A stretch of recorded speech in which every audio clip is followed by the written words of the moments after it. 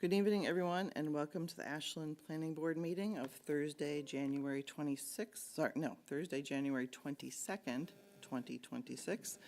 I will call the meeting to order at 7:19 and want to remind everyone that we are broadcasting and recording.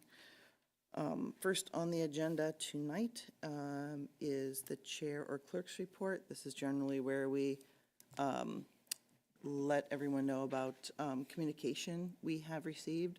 It's been a little quiet, I guess, the start of the year since our last meeting. We did receive one email that went to multiple kind of bodies. It had to do with comments regarding the housing production plan, which we talked about 2 weeks ago. We had a presentation given to us as well.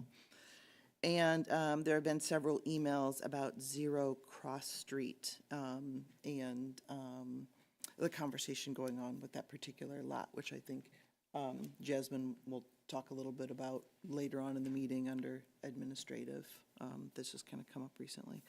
Other than that, like I said, it's been a little quiet, so we will go on to, does anyone else have any comments before I go on? Zero Cross Street? Sorry, that Zero Cross Street, that's the one with Hopkinton? Yes, Yeah. yes, that's Zero Cross Street, okay. Yeah, so we can talk about that later. Otherwise, we will go on to public comment. First, I will open it up to just general public comment, either in the room or online. So I don't see too many of the public online. If there's no general comments, we do have a kind of a sub-comment here on our public comment category, and that's an informal discussion with the Caroline Estates preliminary subdivision. So this was a subdivision we looked at before the holidays. November. Yeah, and it was a little bit, we did discuss the situation. There were some elements with the subdivision questions that were outstanding, and there actually wasn't anyone here for the project, so it was a subdivision we voted down at that time. A preliminary subdivision. The preliminary subdivision. You right. recommended that an ANRAD be done as well to ascertain the uplands for the site. Right. So there was a couple things that were missing, and so we kind of sent that back. So, so this evening, who is here for? Paul, and you were here, you were the one that we did talk to at the end of one meeting, right? Well, I didn't have this email with me that night, so I just wanted to give it to you. So You might need a microphone for them to pick them up. This is what I received for the meeting that I was supposed to show up for, which I did. And you guys had a meeting on the 6th, 2 weeks prior. Right, so we actually need you to go to the microphone if you're, sorry. otherwise things don't get recorded. We kind of made that mistake last time. So, So that email shows that we were invited to your meeting on the 13th of November. You held the meeting on the 6th, which we weren't notified of. There was no representation here. You guys looked at the project. You had a couple of butters here that at the end of the road, because I went back after the meeting and watched it to see what happened on TV. And, of course, like I said, nobody was here to represent the project, and you denied it.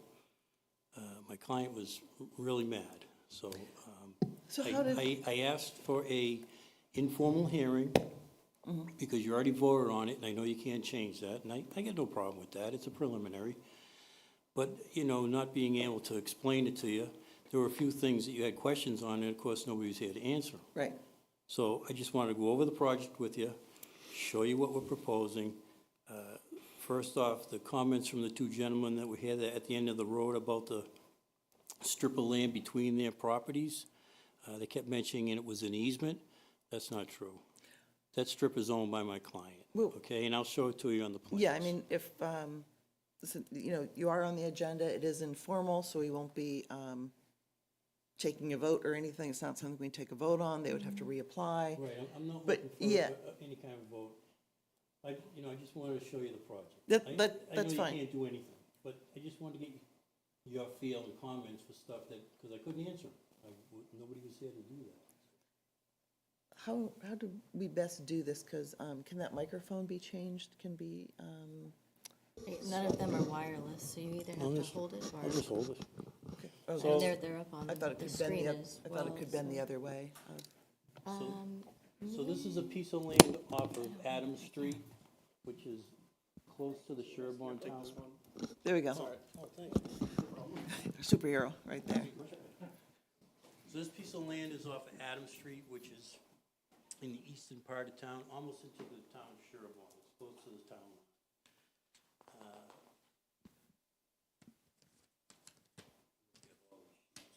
I submitted 12 sets to the town. So this is an existing conditions plan that shows the wetlands. Still have to, you gotta speak into the microphone, sorry. Gotcha. So this is a, I'll stand over here. So this is a 6.8 acres piece of land that was left over in 1954 when they did this subdivision. They left a road stub here and a road stub here, which is owned by the person that owns it, which is my client now.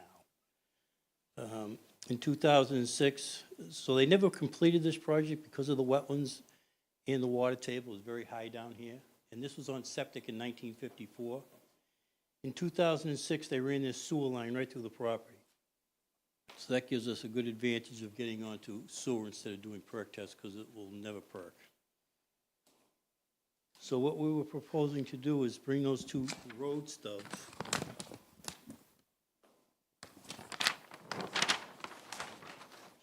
in like that, creating 4 lots. 2 houses on that road, 2 houses on this road. We since have gone through an ANRAD process with the Conservation Commission. They've reviewed the flags, they're all set. We notified a brook going through this wetland area over here we're still working with them to identify that. So that brook part hasn't been done, but the flags on the property are set. In your planning, your subdivision rules and regulations for preliminary is kind of everything in a general manner, wetlands, topography, drainage. What we've done is we've accurately got wetlands, we've accurately calculated the lots, we accurately have topography on 88 datum. And that's what it would look like with the proposed roads, 2 cul-de-sacs. Now, I went to the fire department, I talked with a girl named Lynn for about 30 seconds. She was very busy. What we'd like to do is give the fire department at least this turnaround. So is that here. our deputy Our Deputy Fire Chief, Lynn fire Morahan. chief? Yeah, she's very nice, but she's real busy. I only had like 2 seconds with her. So I showed her the stuff real quick. She was gonna review it and get back to me. I haven't talked to her yet. Because of the wetlands down in this area here, we still wanna try, and I showed her this, we still wanna maintain the T turnaround on that bottom one, so we avoid the wetlands. This has been done in other towns, and they approve this, if you got the right radiuses, and you can fit a 60-foot truck up and down these things, which we can. Buck and ladder can fit in here, no problem, and this would have the actual turnaround. So that's what we're aiming to do. We know, after I watched your meeting, that you want to see these roads designed in a way that they could be with your regulations, and then you may waiver some stuff from there. That's what I got from the last meeting that I watched. So if you have any questions, I can answer them right now, anything at all. I think the questions last time were fire department questions, because we not, doing what we call a paper road, where we say, hey, there's room to do the cul-de-sac, but we don't do the cul-de-sac, is something that we would work very closely with the fire department on, because Right. obviously there are reasons of safety. So, and the second thing on there was a measuring of the uplands. Now, are you saying that all of that area has been done to the satisfaction of the Conservation Commission? So And again, that's all the- since, I that- have not received sorry, So Madam Chair, through the board, She, if I may. well, they haven't had their meeting yet. We just walked it They haven't had their meeting. a Saturday, or this past Saturday, the Saturday before. But they're all set with the flags, okay? I can tell you that now. So the area calculations are set for the uplands, the lot coverage, the lot areas in the upland areas. They're all accurate. I'm not worried about that. So those 4 lots are basically what's going to be there like that. Is the brook or perennial stream or whatever it is Well, labeled, that's is what we're that, talking to her about that, now. is the setbacks for that potentially gonna change this, probably? Yes, No. it could. It Well, absolutely we could. already know it's an intermittent, so we're not worried about it, but my wetland scientist and Becca, they're going back and forth now on that, on the watersheds. And if I may, Madam Chair, just through Please. you, the Conservation Commission has made it clear that that corner of the right cul-de-sac where it fills the wetlands will not be allowed to be constructed. They've made it very clear they cannot fill the wetlands to construct that cul-de-sac. So is that being addressed at your hearing coming up as well? We don't know yet. Right now, we're dealing with them as far as the approval of the flags, which I'm all set. We walked the whole site. And now we're dealing with that stream that runs through here. The question of the streams, as far as I'm aware, again, Madam Chair, is if they are indeed perennial streams, or if they are considered stream beds, you do have, or if they are considered rivers instead of streams, riverfront or stream beds have certain areas that you have to maintain, so that Right. it may impact this Yeah, your design. setbacks go to Different like setbacks, 100 and feet there's- and 200 feet. And there's also a culvert outlet at the end of that cul-de-sac to the right as well. That would have to be designed around also, that it's designed directly over, which may be part of a perennial stream. So from my understanding, though, you're not doing a cul-de-sac on the right side, you're doing that like T Street. Is that Well, correct? we're going to design a cul-de-sac to meet your regulations, and then we'll discuss waivers from there, as far as, I'm still waiting for the fire department to get back to me Oh, on okay. if you'll allow that T turnaround. I just want to show you these pictures. I don't know if anybody's been out to the site or not.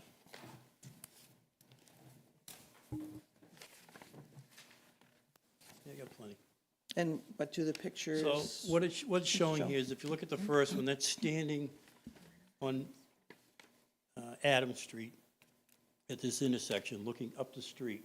As you can see by the picture, there are no sidewalks, no berms, it's just 24 feet of pavement. The second picture is if you just turn right, you're looking down this dead end. Okay, the pavement stops roughly in here. Look at the third picture, it's standing at this intersection, looking down this wooded area between the two houses. You can see the trees in there. And the last picture is just standing right here, looking at the end of the road.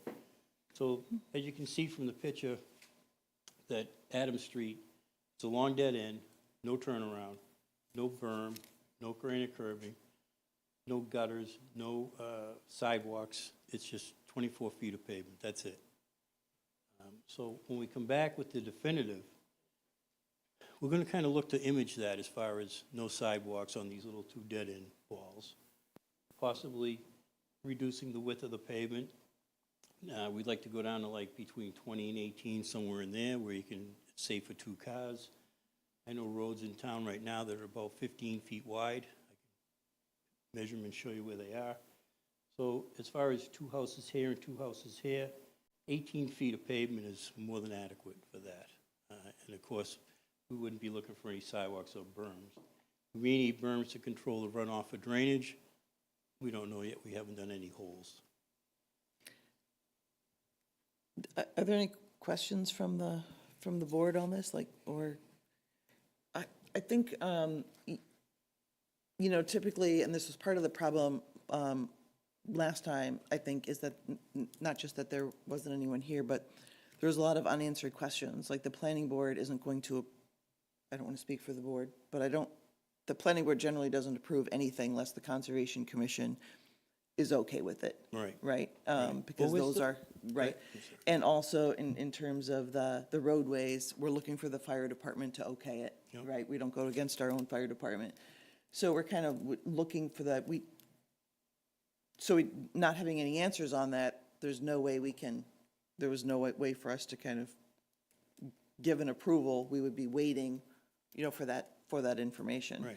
So the information, it's good to hear, but I don't, there's nothing really different that we're hearing today that we didn't talk about at the time, I don't think, so. Well, I just don't think it was, you didn't have a chance to ask anybody any questions Yeah. because there was nobody here.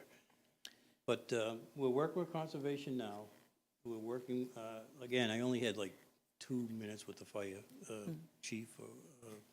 Deputy Fire Chief. Yeah, she's very nice. She's just real busy. So she'll get back to me. Yeah, so, And we discussed quickly they really like to see this one built because it is at the end of the road. I mean, she thought that was kind of critical for the town to have, and I agree with it. That's not a problem. This one, if we can get away with the T because of the wetlands, that works in our favor. You can turn fire trucks around on it. We do have proven that on other subdivisions in town, not this town, but other towns, we can show you that. But I'm waiting to hear back from her, yeah, I mean, I think, again, not to speak for the board, I'm just speaking for myself, that what happens in other towns is interesting, but we deal with our town. And I hear you. we don't I know hear if those other towns are doing something better or worse than what we're doing. So, obviously, then what, just because the current street isn't in a great state as far as sidewalks and everything, that doesn't mean we wouldn't like to do better as things are constructed new in town. We don't necessarily want to emulate the things that could use a little help. Yeah. Right? So, so that's something to keep in mind as well. Well, we're going to design it as, full roads. So that's how we're going to design it. Drainage, all the calculations, stormwater, everything. We're going to design it as by your regs. Yeah, absolutely. Then once I've met with the fire chief, if they kind of like the ideas and DPW doesn't have a problem with it and the conservation is all set, then I'll come back and talk about waivers, okay? I have no problem with that, but we will design it to the full regulations. Yeah, I mean, obviously that would be expected, that it's designed to the full regulations of Ashland, and then it's just the planning board as a board that seeks expertise from other areas. It's good if you have those first, and we have that letter first saying that conservation is okay with this part, and the fire department is okay with this part, then we can move forward, because otherwise we're like, well, maybe it works, maybe it doesn't, we don't know. No, I understand, So, But okay. we are working on the definitive now, hopefully to clear up the watershed area for the intermittent stream. Hopefully we'll have that in a week or two before conservation's meeting, that's what we're hoping on. So that's, We actually have our conservation agent, Becca Solomon, just hopped on, if you would like her to speak to that at all. It's up to you. I don't know. it's if really you- up to her, if she was, she's not obligated, obviously, to jump in at this time. Becca, if you would like to speak at all to the potential streams on the site. Hi, can you hear me okay? Yeah. Yes. All right. So I just hopped on one to confirm the Conservation Commission has not approved the wetlands line on this yet. They're actually still waiting for the file number from the state. The state does not appear to have received their copy of this yet, so it can't be approved until that happens. As far as the streams on the site, one of those streams begins where the, and forgive me, I can't see the plan too well, I'm on my phone. The rightmost cul-de-sac is shown partially within the wetlands. That has a stream beginning at, I believe it's wetland flag number 3, that under the Wetlands Protection Act regs would be almost impossible, if not impossible, to fill or relocate. And the Wetlands Protection Act regulations actually require the applicant to show that there's absolutely no other alternative to build what they're trying to build on the site before they fill in the wetlands. So it would be the onus of the applicant to show they can't put that cul-de-sac somewhere else other than inside the wetlands for it to be approvable under the Wetlands Protection Act. We all know, we know all that. All They right, didn't say they approved the flags, they said that they had no problem with the flags that they walked. I'm assuming they're gonna approve them, because we didn't move any on the sidewalk. Oh, sorry, man. yeah, I, obviously I can't comment on that, so, Thank you, Becca. unless anyone has any questions, I think obviously this is just informational, so that when it comes around again, we have a starting point with it. So I apologize for any confusion there was between when you came and when we thought you were coming on the last round. So when we get the additional information, as you kind of work through these questions, by the time we get a subdivision like this, usually a lot of the questions, those type of questions need to be resolved. Otherwise, it kind of puts a dead stop on kind of what we do, so. By the time you see me again, we'll have everything ironed out. Okay. And so we'll be submitting the definitive. And again, we're gonna design it to your specifications and then go from there. Okay. Hopefully the fire department will come around. I'm not worried about the wetlands of the brook. We've already kind of went over there. But, you know, we'll work with them. We're working with them. Okay, great. And I appreciate you hearing because it kind of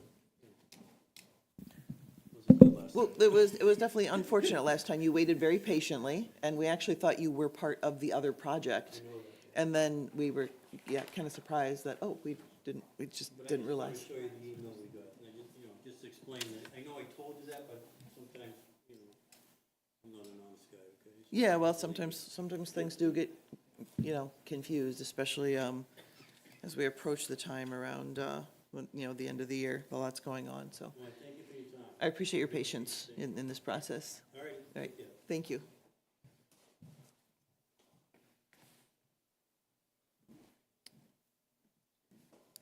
All right, so next on our agenda, we'll be moving on to public meetings, and this next one is new. It's an A&R, approval not required, for Ballard Road, Highland Road. So I imagine we have a presentation just kind of starting at the beginning to explain this to our board, and if you can just introduce yourself and your role in the project. Thank you, Madam Chair, members of the Planning Board. My name is Jason Panos.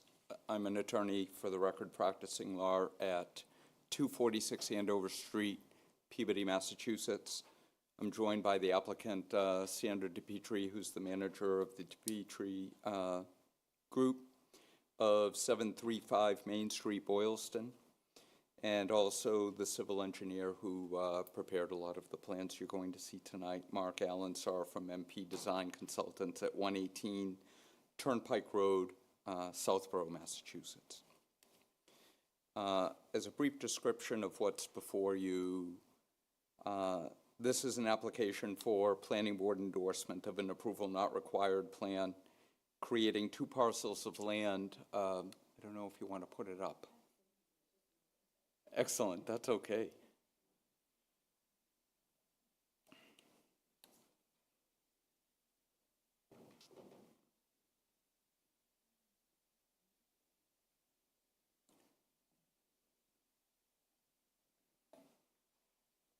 So this is the actual A&R plan before you. And the 2 lots proposed to be created are parcel A to the plan left and parcel B to the plan right. And you see a lot of writing, marking on that plan. It's all by reference to a plan I provided you with the application, which is a 1950 subdivision plan that was recorded. So if you see all those plan lot numbers, everything I'm going to talk about tonight is by reference to those numbers. So just to visualize, parcel A is lot 20 and a portion of 19 and Marietta Road, and that yellowed out portion of Lot 22 and that portion of Highland Road that's directly adjacent to Lot 20. That's parcel A. Parcel B, and this is all superimposed on your A&R plan, so, after I'm done explaining this, we can go back to that, but it'll give you a better orientation. Parcel B is a portion of Lot 19 and 18, the adjacent portion of Marietta Road, and those little sliver portions of Lot 22 and Lot 23 that you see, and the adjacent portion of Ballard Road.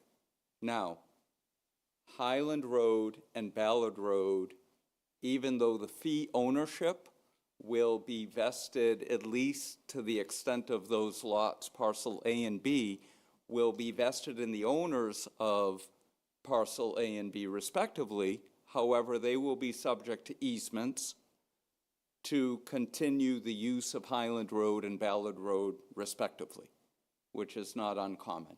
So the reserved fee will be vested in the owners of parcel A and B, subject to those easements for the purposes of continuing the roadway to pass and repass, lay utilities, and all the rest. But again, every reference that I'm going to make tonight is going to be by reference to this plan.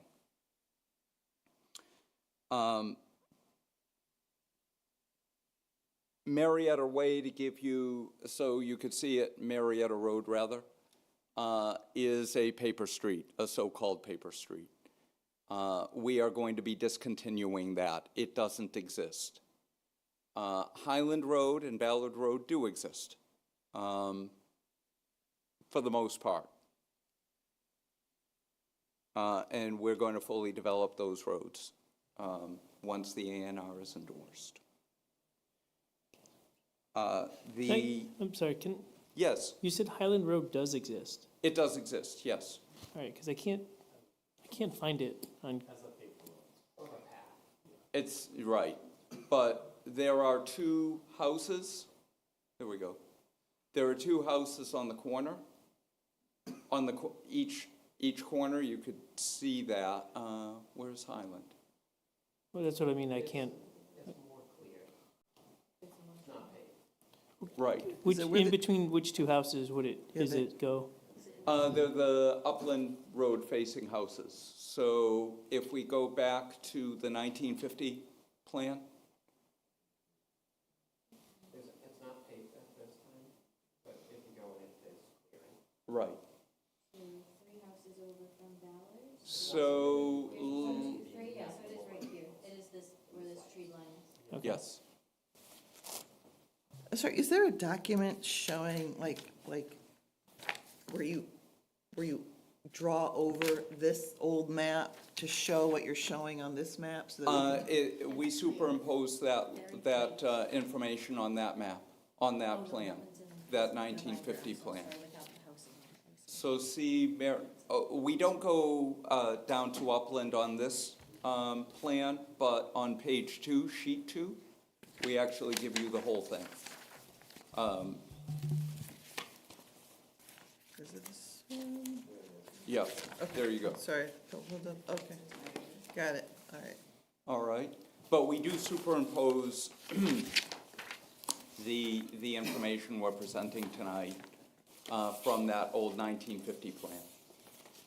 So it's the road, So Ballard Road, for example, which is the Plan Right Road, that exists up to it's paved.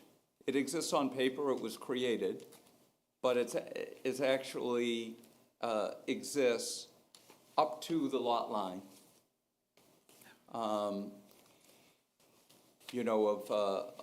Of now parcel B that's in front of you. Does that make sense? yeah, it's just really, it's so faint on here, it would be good to have it. Right, I'm well, we trying did to this pencil because we it in didn't, for myself. we did it that way because we wanted to give you the ability to see it, but at the end of the day, this is an A&R plan creating 2 lots, and we didn't want to confuse things. We just wanted to show you in one plan set what was going on. So with all of the,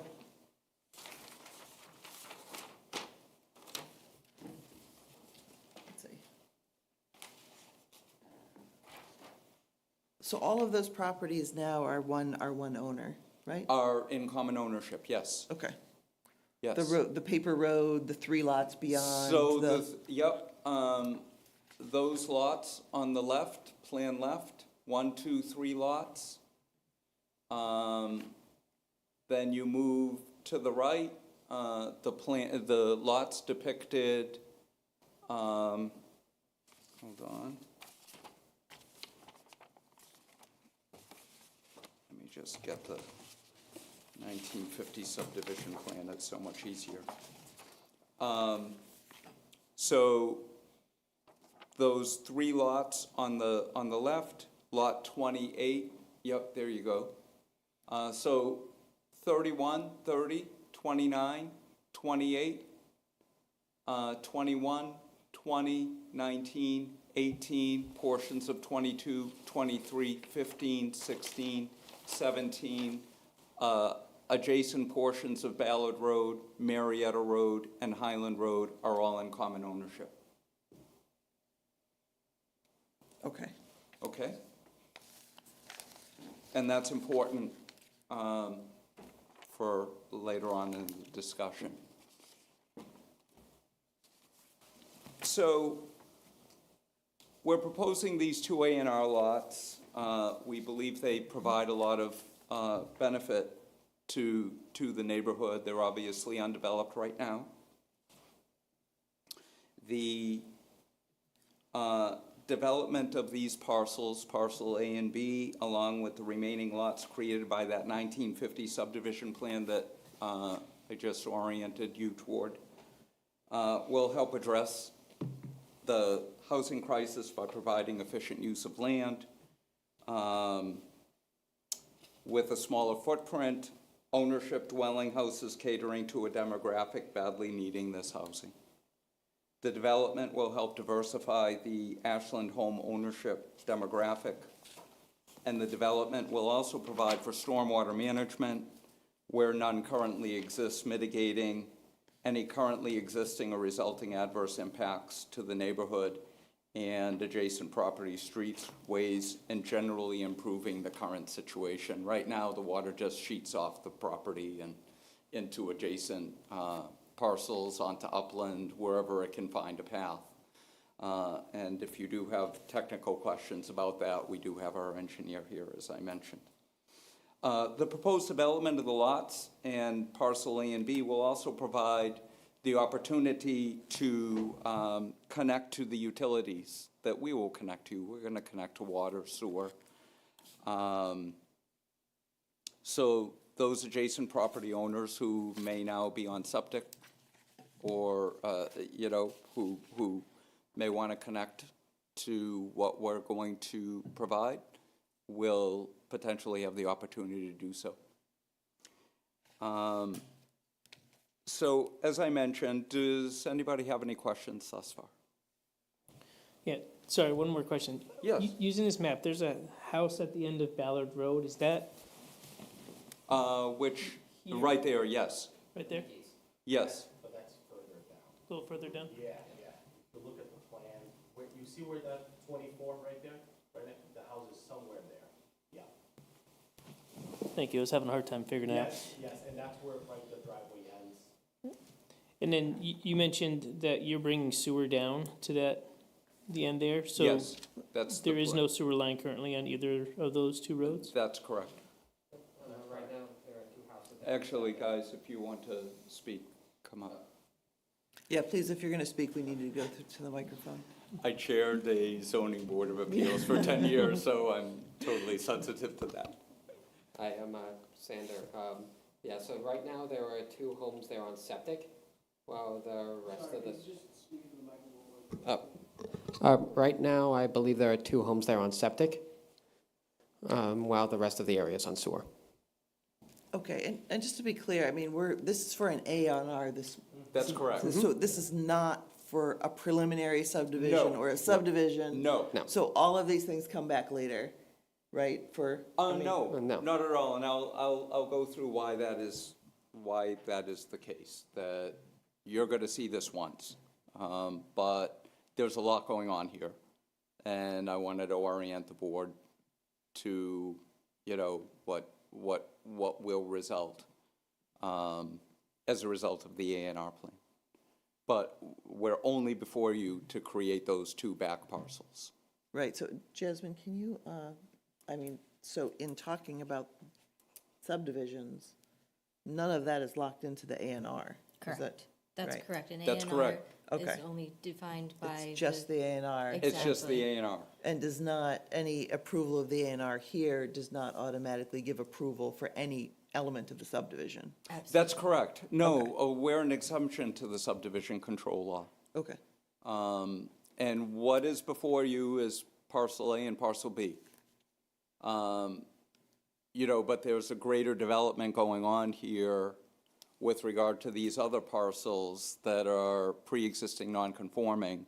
And I want to give you that kind of background and Okay. context okay, as to the overall development, because obviously with all the stormwater, utility connections, it's not going to service just this parcel A and parcel B that you're going to endorse, I hope tonight.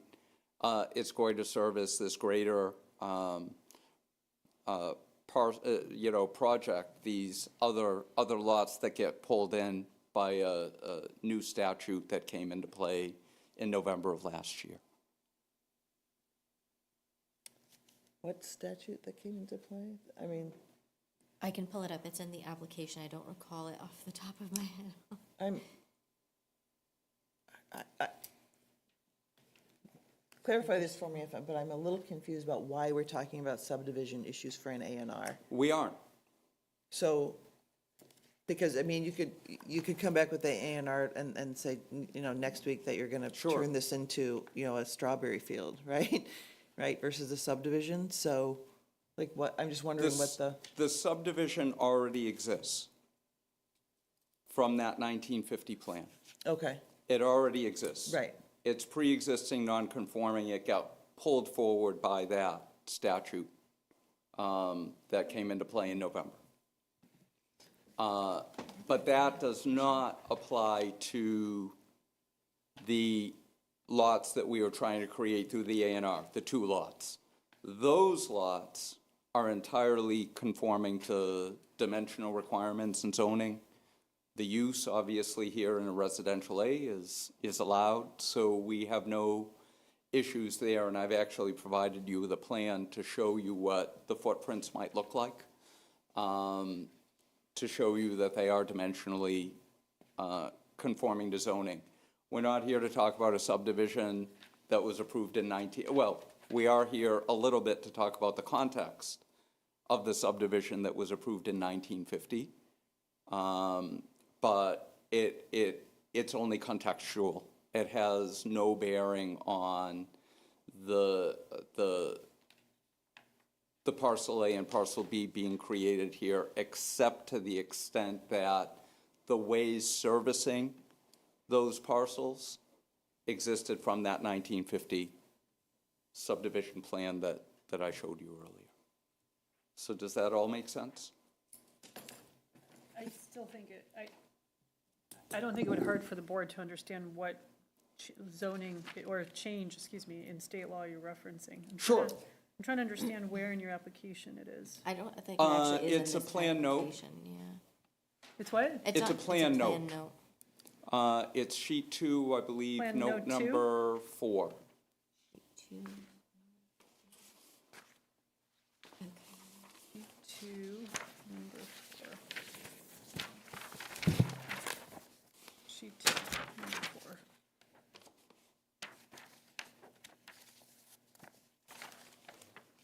might be hard to Yes, General Law, Chapter 48, Section 6.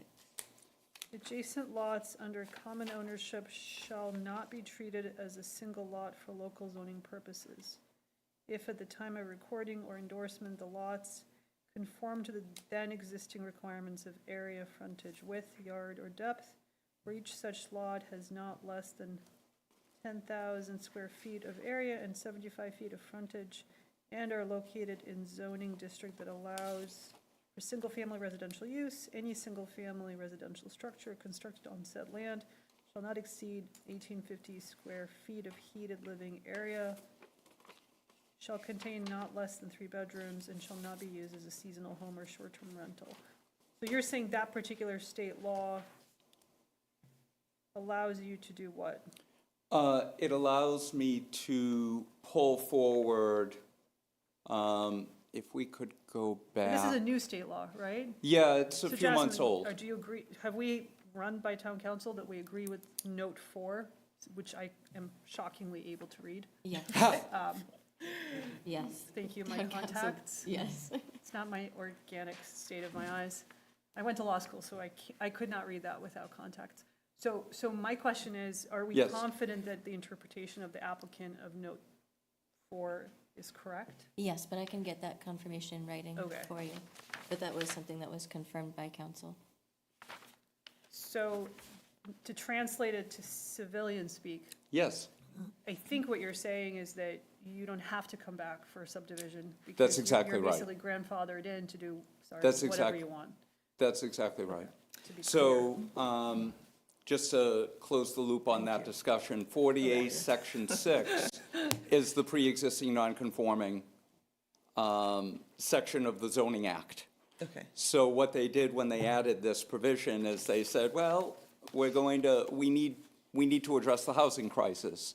And we have all of these stale subdivisions that were created a long time ago. We want them revived. We want to build housing. And we're going to put guardrails on that. 10,000 square feet, 75 feet of frontage, and conforming with zoning at the time they were created. These lots were created in 1950. Zoning didn't come into play in the town until 1954. So I don't have certain dimensional setback guardrails, which helps quite a bit in the stormwater management design. But we do meet the 10,000 square foot minimum. We do, and that is a minimum, it's a floor. And we do meet the 75-foot frontage requirement with regard to certain lots, not the lots we're creating by this A&R plan.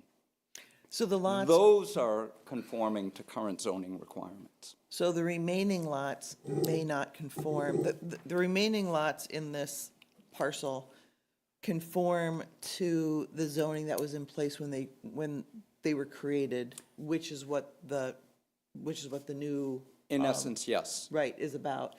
These two lots you're looking to create so that, you're creating 2 lots instead of 3, so that you don't need this road that goes. The Marietta, well, we needed to take from Marietta to create zoning conforming lots because we needed 30,000 square feet minimum and we needed 150 feet of frontage.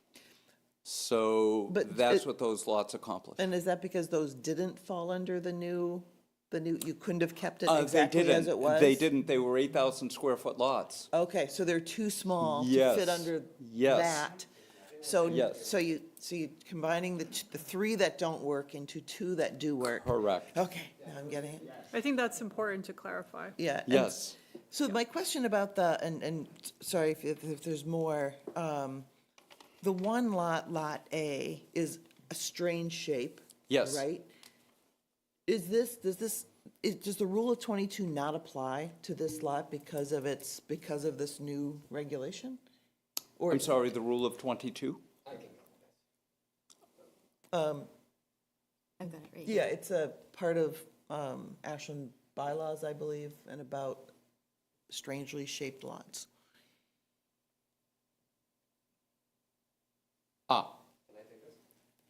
Yes, or Mark. Okay, go ahead.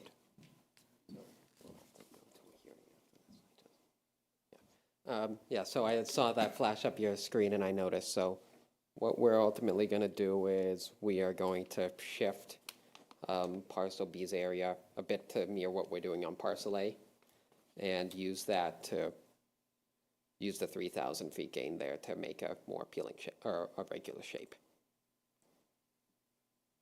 So you would likely isolate off that stormwater area into And a just not- non-buildable. And just not have it be part of the lot, have it be? Yes. Okay, I'm So, just, yeah. it's a strange little rule in there, and I'm I like, caught that's a that. weird lot. I saw it So- flash up on the screen and I noticed that that's something that will need to be altered to conform to the rule of 22. Okay, So, the plan before you is not ready, as I'm hearing, for endorsement. However, and what's the pleasure of the board, to just continue?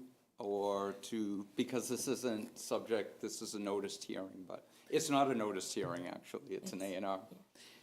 I mean, well, first of all, I think I got this all in my head now. Yes. Is there any more questions from the board to clarify it with everybody else? Now understanding more about the old subdivision and how you're putting these two new ones on, as Correct. you are extending these roads and putting, electricity and sewer and everything going Yes. down it, are you planning on using the outside lots at some point? Yes, so, I'm sorry, were you finishing No, that's- asking your question? That's the question, yeah. Okay, so, the so-called outside lots, actually, the 3 lots on the plan left, right? And the lot which is kind of shaded, the lot 21, that's lot 21. Okay? Those will be developed subject to 48 Section 6. Minimum of 10,000 square feet, 75 feet of frontage. 1,850 square foot, 3-bedroom house of 1,850 heated livable space, that type of thing. So those lots get pulled in from that. Okay? They will be developed. I don't need to come before you for that. I don't need to come back to you for that. Now, there are lots on the opposite side, plan right, top right, the one below it, those lots will also be pulled forward. Until this statute came into play, they were dead lots. They weren't conforming. I would have had to come back to the Zoning Board of Appeals for dimensional relief to allow for them. Now they get pulled forward again, they get revived. That lot, that little lot, which is non-conforming, it's only 8,191 square feet, that's our stormwater management lot. We're going to use that to dump stormwater and to let it percolate and do its thing. So, and basically, these small lots from another era, Yes. and this new regulation basically lets you produce some smaller houses on smaller lots, but new smaller houses on old smaller lots, I guess. is Yes. what- Okay. And the great thing too about the A&R lots is the proposed footprint, and I gave you a zoning compliance plan, a site plan. The proposed footprint of those two houses are 2,500 square feet. They're smaller, they're on the smaller side. So again, what this allows us to do is a really compact, efficient plan that allows us to create more practical housing. And we get all of these other mitigation benefits on top of that. We're developing the stormwater management system that will require a stormwater permit, and we're currently preparing that. We expect to be before we expect that to be filed sometime next week. We expect to be in front of the Conservation Commission by the end of February for that. So we'll be working very closely, as we have been, with the town to develop that side. But those are the only two permits that we need to accomplish all of this.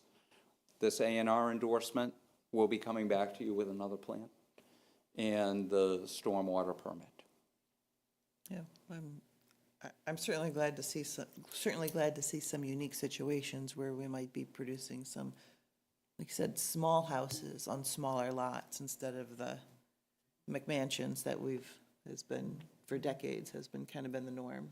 So I think In that's, Ashland, it's an amazing town. I mean, I'm really impressed, and I mean that earnestly. When I drive through here, it's, you have everything going on. there's a lot going on. Yeah. There's a lot going on. And you have a beautiful town hall on top of that, so Thank you. my pleasure to be here. So is there any other questions with this? Okay, so then we will, Do you want to? You may we continue it. an A&R, or You does it just may. come back? You may continue Okay. it for an amendment, so that way so it's on the next agenda, if you'd like it to be on the next agenda. Yes, I think obviously we want it to come back in its finished form. and How then- long is it going to take you to have a plan, Mark? February 12th. I think it's like 3 weeks.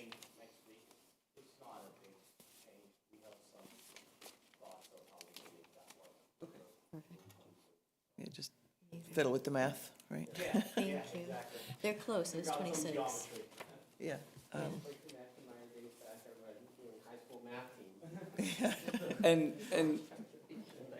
And the key to is, again, Ballard Road, Highland Road, they're going to continue to exist. They're going to be subject to easements that allow their continuance. The cul-de-sacs we had reviewed by Deputy Chief Morahan, I'm sorry, and she found the cul-de-sacs and the turning radii. We provided her with a swept path analysis. We're fine. She has one condition that she would like imposed, which is no parking in the cul-de-sac to allow for constant free flow in the event of an emergency. And we're happy to accommodate that without a doubt. But we're trying to cross our Ts and dot our Is for you. So, We appreciate that. thank you. All right, so if there's no other questions, comments, we'll look to continue this until, what do we say, February 12th? I'll make a motion to continue Ballard Road, Highland Road, A&R to February 12th. Is there a second? Second that. And a roll call vote? Anna Tesmanitsky, aye. Skip Pelletier, aye. Paul Montesino, aye. And Tricia Kendall, aye. So we'll continue that, and we will see you back in a couple weeks. Look forward to it. Thank you. Thank you. Sorry for the confusion. Oh, no, it's a little bit of we haven't had one like this before, so it's a little tricky. That's why I was toying back and forth with how do I approach this without overloading the board, and at the end of the day, it is an A&R plan, so. Yeah, okay. Thank you. But thank you very much. Thank you. You know, for next time too, could you just, use using this old plan? Can you just use this and draw a big fat line around your two new lots so that we can have them in our head easily? Yeah, or just, Simple diagram, it's hard to see on this other one. Thank you, Mark. Okay, all right, I was great. gonna say that the big plans that are going to be endorsed, they have to be all black. That's how the registry Yes. requires them, and they have. So maybe we could provide a color plan. It's more just a graphic in our little, so that we can just picture what's going on. Yeah, They don't show as black as I would like them, yeah, it's So just, we could darken this up. but I can for you. darken it. I think you could just show it I'll on show here. it in there. Like, I'll super- it's just a Superimpose it, yes, It's just a please. cartoon that it Will just do. gets No in our worries. heads, so. Sounds good. Yeah, I don't want to interfere with the reading of that one, it's more just. course, yeah. so, Okay, No problem. great, thank you. Thank you. Sir Scott, were you going to add something, or no? Okay, Wanted them to have,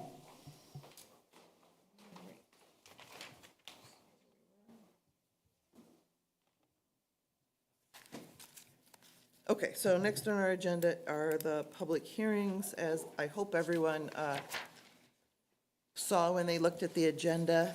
They both did, we did not have Tilton, don't remember the address on here. 55 Tilton Ave. 55, yes. 55 Tilton, because they continue till February. Thank you very much. But we did have these two on here, and they're both still working on what they're working on. And so they're both looking to be continued. 55 Tilton, is that the 12th? It is also on the 12th. Did either of these ask for a continuance further out than the 12th? Neither did, but Metro West still hasn't confirmed if they're submitting artificial turf or grass, or if they're still looking for a variance for the parking, so I suspect they'll likely be continuing again. It's not confirmed, but just with the pattern we've seen, since I haven't received any materials. Well, what's the thought of the board? We can. It's also your choice to continue it further, that's. Yeah, like, do we want to, would we prefer to continue one until the 12th and one until the second meeting in February? Yeah, The that's what, 26th. that's what I would suggest. Okay. Which one is more ready? What the YMCA, most certainly. Yeah, so the Y to the 12th. Okay. So I'll make a motion to continue the Memorial Drive YMCA project hearing to February 12th. Second. Roll call vote. Anna Tesmanitsky, aye. Scott Pelletier, aye. Paul Montesino, aye. And Tricia Kendall, aye. And I'll make a motion to continue 240, 260 Pleasant Street, SPR, DPR, and site alteration SP to February 26th. Yes, please. Second. Roll call vote. Anna Tesmanitsky, aye. Scott Pelletier, aye. Paul Montesino, aye. And Tricia Kendall, aye. Very efficient. Thank you, Anna. Oh, I am so sorry. Oh. That is also the draft presentation of the goals of the housing production plan with the joint meeting with the select board. Just to keep that in mind as we move For forward. the 26th, or The 26th, just so that way, keeping that in mind going forward, maybe we don't want to add too much more to that agenda if we can help Yeah, it. I mean, Right now, I we would only assume have that those one is two not, items. that this one is not that big for a conversation. I'm hoping not, Yeah. But good to So- know that other things we may not want to move to the 26th. yes. Oh, sorry, so what was the, I'm sorry, what? On the 26th, there's the housing production plan, there's their presentation of the draft goals and strategies to the select board and the planning board jointly that evening. Okay, so then we would have, on the 26th, we would have potentially Pleasant Street, Tilton, and that. So we're back to 3 things Right, on that day. but just be mindful of that as we go forward, so if Okay. things come in, I can push them out further if you'd like. Yeah, I think we'll need to. Because I think the housing production will be a pretty lengthy presentation, Okay. at least an hour. Yeah, we'll also need in February to do a meeting with the select board for the implementation committee piece for the comprehensive plan, because Yolanda responded to me, she's going to draft up something for the select board and the planning board, but realistically, at this point, we're looking at February, Well, I Do you think mean, we might be able to do it that night? Is that too much, maybe, possibly. since we're already meeting? well, I possibly. mean, I If don't, she, is it allowable that we re-vote and put this thing back on the 12th when we have? we could, You can And see amend your which- vote. let's do that. I'll make a And then Your we'll- amendment, your motion. motion, Yeah. sorry. I'll make a motion to amend the last motion, and that we move 240, 260 Pleasant Street, SPR, DPR, and site alteration SP to February 12th. Okay, and then we'll, at least and then we'll keep off, The I mean, we'll 26th. have the A&R coming back, but that should be quick, and we'll have to keep the other ones on a time slot. Is there a second for a motion? Second. Roll call vote. Anna Tesmanitsky, aye. Scott Pelletier, aye. Paul Montesino, aye. And Tricia Kendall, aye. So it's all to February 12th, and we'll see what holds. Thank you, Um, sorry. Yeah, no, it's good to that. I'm glad you said that, because we do want to give that the time it's due. All right. Okay, so now we're at in-law apartments, the bylaw amendment. We did talk about this quite a bit last time. And what happened, so the new one has the red on it, right? Yes, Yeah. the new one has the red one. But in between, so what happened, there's one on I think there's one on the website as well. After our discussion last time with the original document that was created by Doug Scott, after our discussion, I went through it and kind of obviously edited it to meet what we had talked about in the discussion, but also had it kind of side by side with our ADU bylaw, which obviously is very new, so that the two of them relate to each other and that you can much more clearly see what the difference is between an ADU and an in-law apartment by putting these two bylaws side by side. So Jasmine, Lisa Mead, who's our town council, Doug Scott and I had a meeting just to go through the changes that the board had talked about, and also my draft of just trying to get it into a nice, clean order relative to the ADU bylaw. And then this is where it landed, this is where it is now. So hopefully it's getting much cleaner, and we still have time to keep making it cleaner until we have to put it on the warrant. So, I'm still having a hard time understanding why the ADU, putting the ADU wording, like that bylaw into play, somehow took out in-law apartments.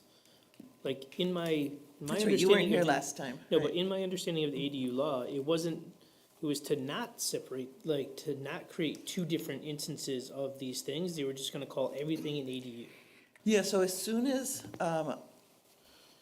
so when was this, last spring, when this Yep. came up?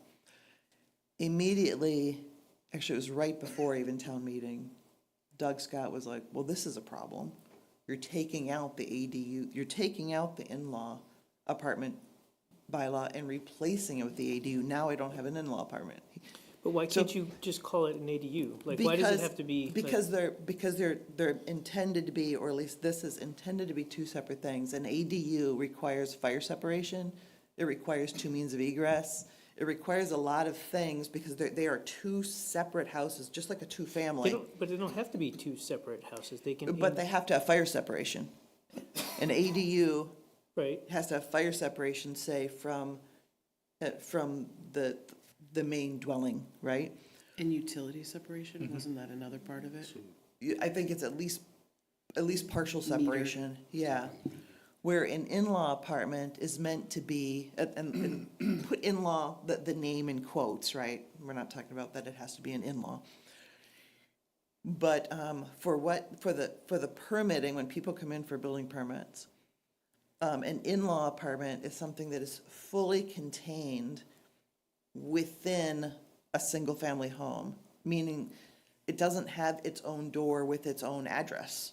It's tucked inside the house, so that one means of egress would potentially be to run through the house it's associated with, right? So that would be someone, it would be a family member or someone you know well, not a stranger you're renting to, as they will have full access to your house, you see?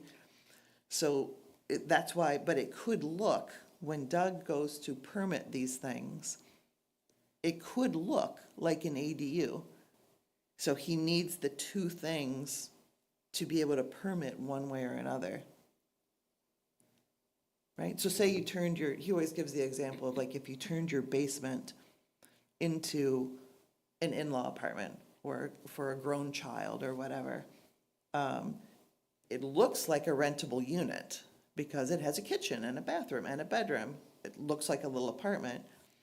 But the point is that it's actually contained within. So you're The saying that housing. an in-law apartment cannot be rentable then? Correct. That's right. It's not meant to be rented. So if you are putting your older child, you can't charge them rent for living in the, Well, that's I mean, you could probably charge charge them your rent while they live there, kid right now, probably. you could charge your kid rent, right? For, Why, are you looking for ideas, Scott, or? but it's not rentable. You can't put it out there on the market saying, hey, I have an apartment for rent. Right? So, If I may, Madam Chair, Please. in the state law, they use ADU and in-law interchangeably. yeah. In the building code, this is where Doug Scott, our building commissioner, runs into issues. With the way this ADU bylaw is written, it specifically says you have to have two means of egress, and there has to be fire separation between your home and an ADU. So But Is also, that Ashland's ADU version of it? yes, or- this is our adopted ADU bylaw that Right, says, so Which is by state law. right. so state law matches that. Yes, absolutely, but the building code says you can also have an in-law, and you don't need two means of egress, and you don't need fire separation. But if we don't have that provision in a bylaw, because it's not included in this, we can't give use variances. So if we don't actually have a bylaw that says you're allowed to apply for an in-law, Doug Scott can't give you a permit for one. So what happens is you end up with a bunch of illegal in-laws, because there's no way to legally permit it. We can't grant you a use variance, and you're not going to apply for an ADU because you don't want a second means of egress and you don't want fire separation, or you don't need it.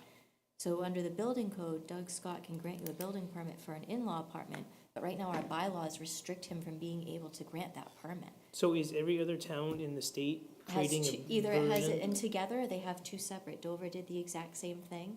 When we passed the ADU, we had to amend it to re-add in the in-law apartment because the exact same situation happened. Yeah, I know Doug has told me,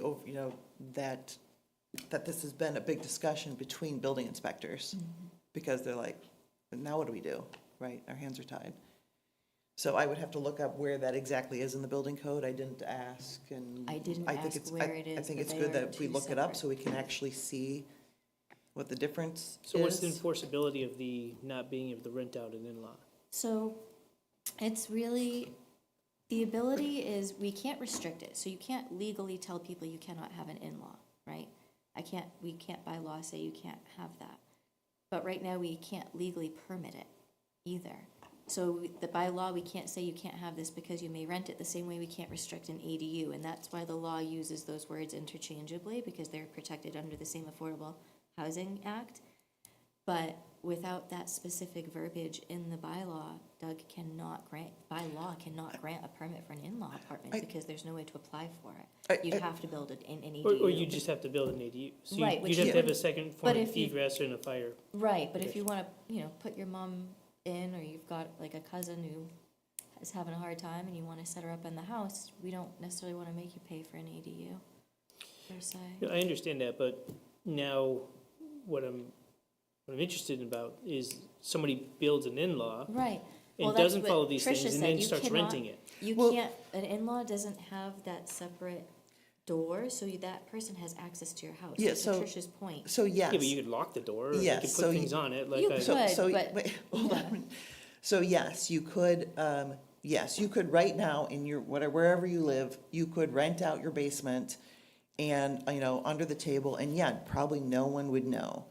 No, But in the time, there's lots of things we can do within our houses that no one would know, right? And So- this makes it known. Right, so this actually makes it known that there's an in-law suite in the house, so is no, I that your? understand you make it like, you're allowing the permitting to do the in-law piece, but there's nothing to stop somebody from renting it, right? And now, if you go to rent it, They 10 can't, years so, down the right, road, you because can't stop them mom from. doesn't live there anymore, but I want to have some extra income, so I'm going to Right. rent it to somebody because it's the You- thing. But now I don't have those safety regulations of a second egress and a fire protection between the two things. You can't leave, there's no way to stop it before this bylaw was in place. There's no way for us to legally know I understand that, but but the there's no point way of the to ADU police thing was that. to allow more rentable space to be out there. Right. And I think by us doing this, it's because we want to not allow they can build it without having the second thing or the fire, Right. separation between the two units. Like, people are gonna look at this and take this as the cheaper way, even though it may not be their intention. But that's kind of where your building commissioner and his intuition comes into play, because he's meeting with these people, he's going in, he's actually doing Right, the but inspections then they sell the at house time. and somebody else comes into it, like. That's a risk you stand with anything. I think mean, the- they could do it without a permit now. Yeah, the thing is now that you can put two kitchens in your house. You can do this, you can do it anyway, right? Without the in-law, I mean, you can have a second kitchen without an in-law apartment. It's tough, you can't really police it. But by law, we put ourselves in a sticky situation where if somebody wants to apply for it, we tell them there's no provision for that, and then Well, there is a provision for it, it's called an No. ADU. no, Right. but you can't tell them you have to build an ADU, that you don't have the right to build an in-law, that's illegal. But we don't have the legal means for them to build an in-law. we could get But in serious so this is trouble. also the part I was confuzzled with, because to me, an ADU and an in-law apartment are used quite interchangeably. So I thought we followed the state law and created an ADU provision. And I personally am confuzzled by why we need this. That's kind of my instinct. My instinct is the state already told us what this is supposed to look like.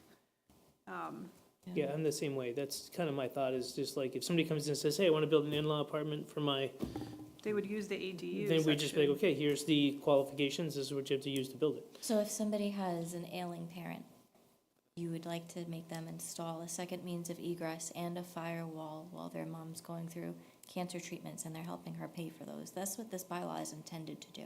I understand the potential. That potential exists, whether this bylaw exists or not. I understand that the policing of it is a concern, but that concern exists whether this bylaw is there or not. But we can't help our residents, that our building commissioner, who has 30 years of experience going through and reading people, and yes, when they sell it, that's a different story. But in these times, we have to review things as they come before us, and the building commissioner uses their purview to say, hey, if it looks like a duck and it walks like a duck and it talks like a duck, it's probably a duck, and I think you need to apply for an ADU. But if they go in and they show him all of these things, he's like, yeah, you know what, I really think this is the right thing to do for you and your family. Usually you have to trust that some people are just going to do the right thing. We can't default that everyone will sell it, but we're denying people an opportunity that's a by right, by law, and telling them that you have to go out of this complicated, expensive way to do this by not allowing them the in-law bylaw. And it Have could we- potentially open us up, I could ask town council, of course, what the case law is on this, but it would open us up to a lawsuit. If we denied somebody and said, you have to do it this way, we could get in trouble that we don't have any provisions to allow an in-law outside of second means of egress and firewalls. That could get us in some But serious trouble. Have we turned anybody down and they said, I can't afford this because it's forcing to have a second form of egress? Because Not- honestly, I think if somebody's gonna have an in-law apartment, like where they have their own separate thing, Yeah. there is a door between the two things, they probably should have a second form of egress, right? Like if you're above a garage and you only have one form of egress and you have to go down those stairs, it's probably not a great But that's idea anyway. building code, so we're not here to, I'm not gonna negate the building code. The building code says an in-law apartment only requires these things.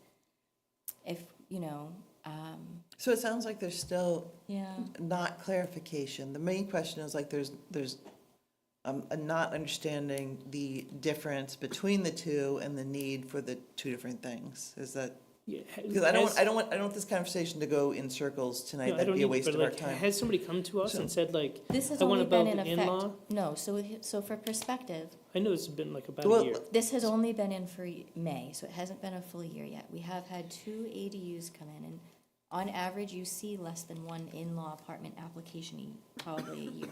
Well, I can give an example. I mean, so there is an ADU that I did in Ashland, that originally,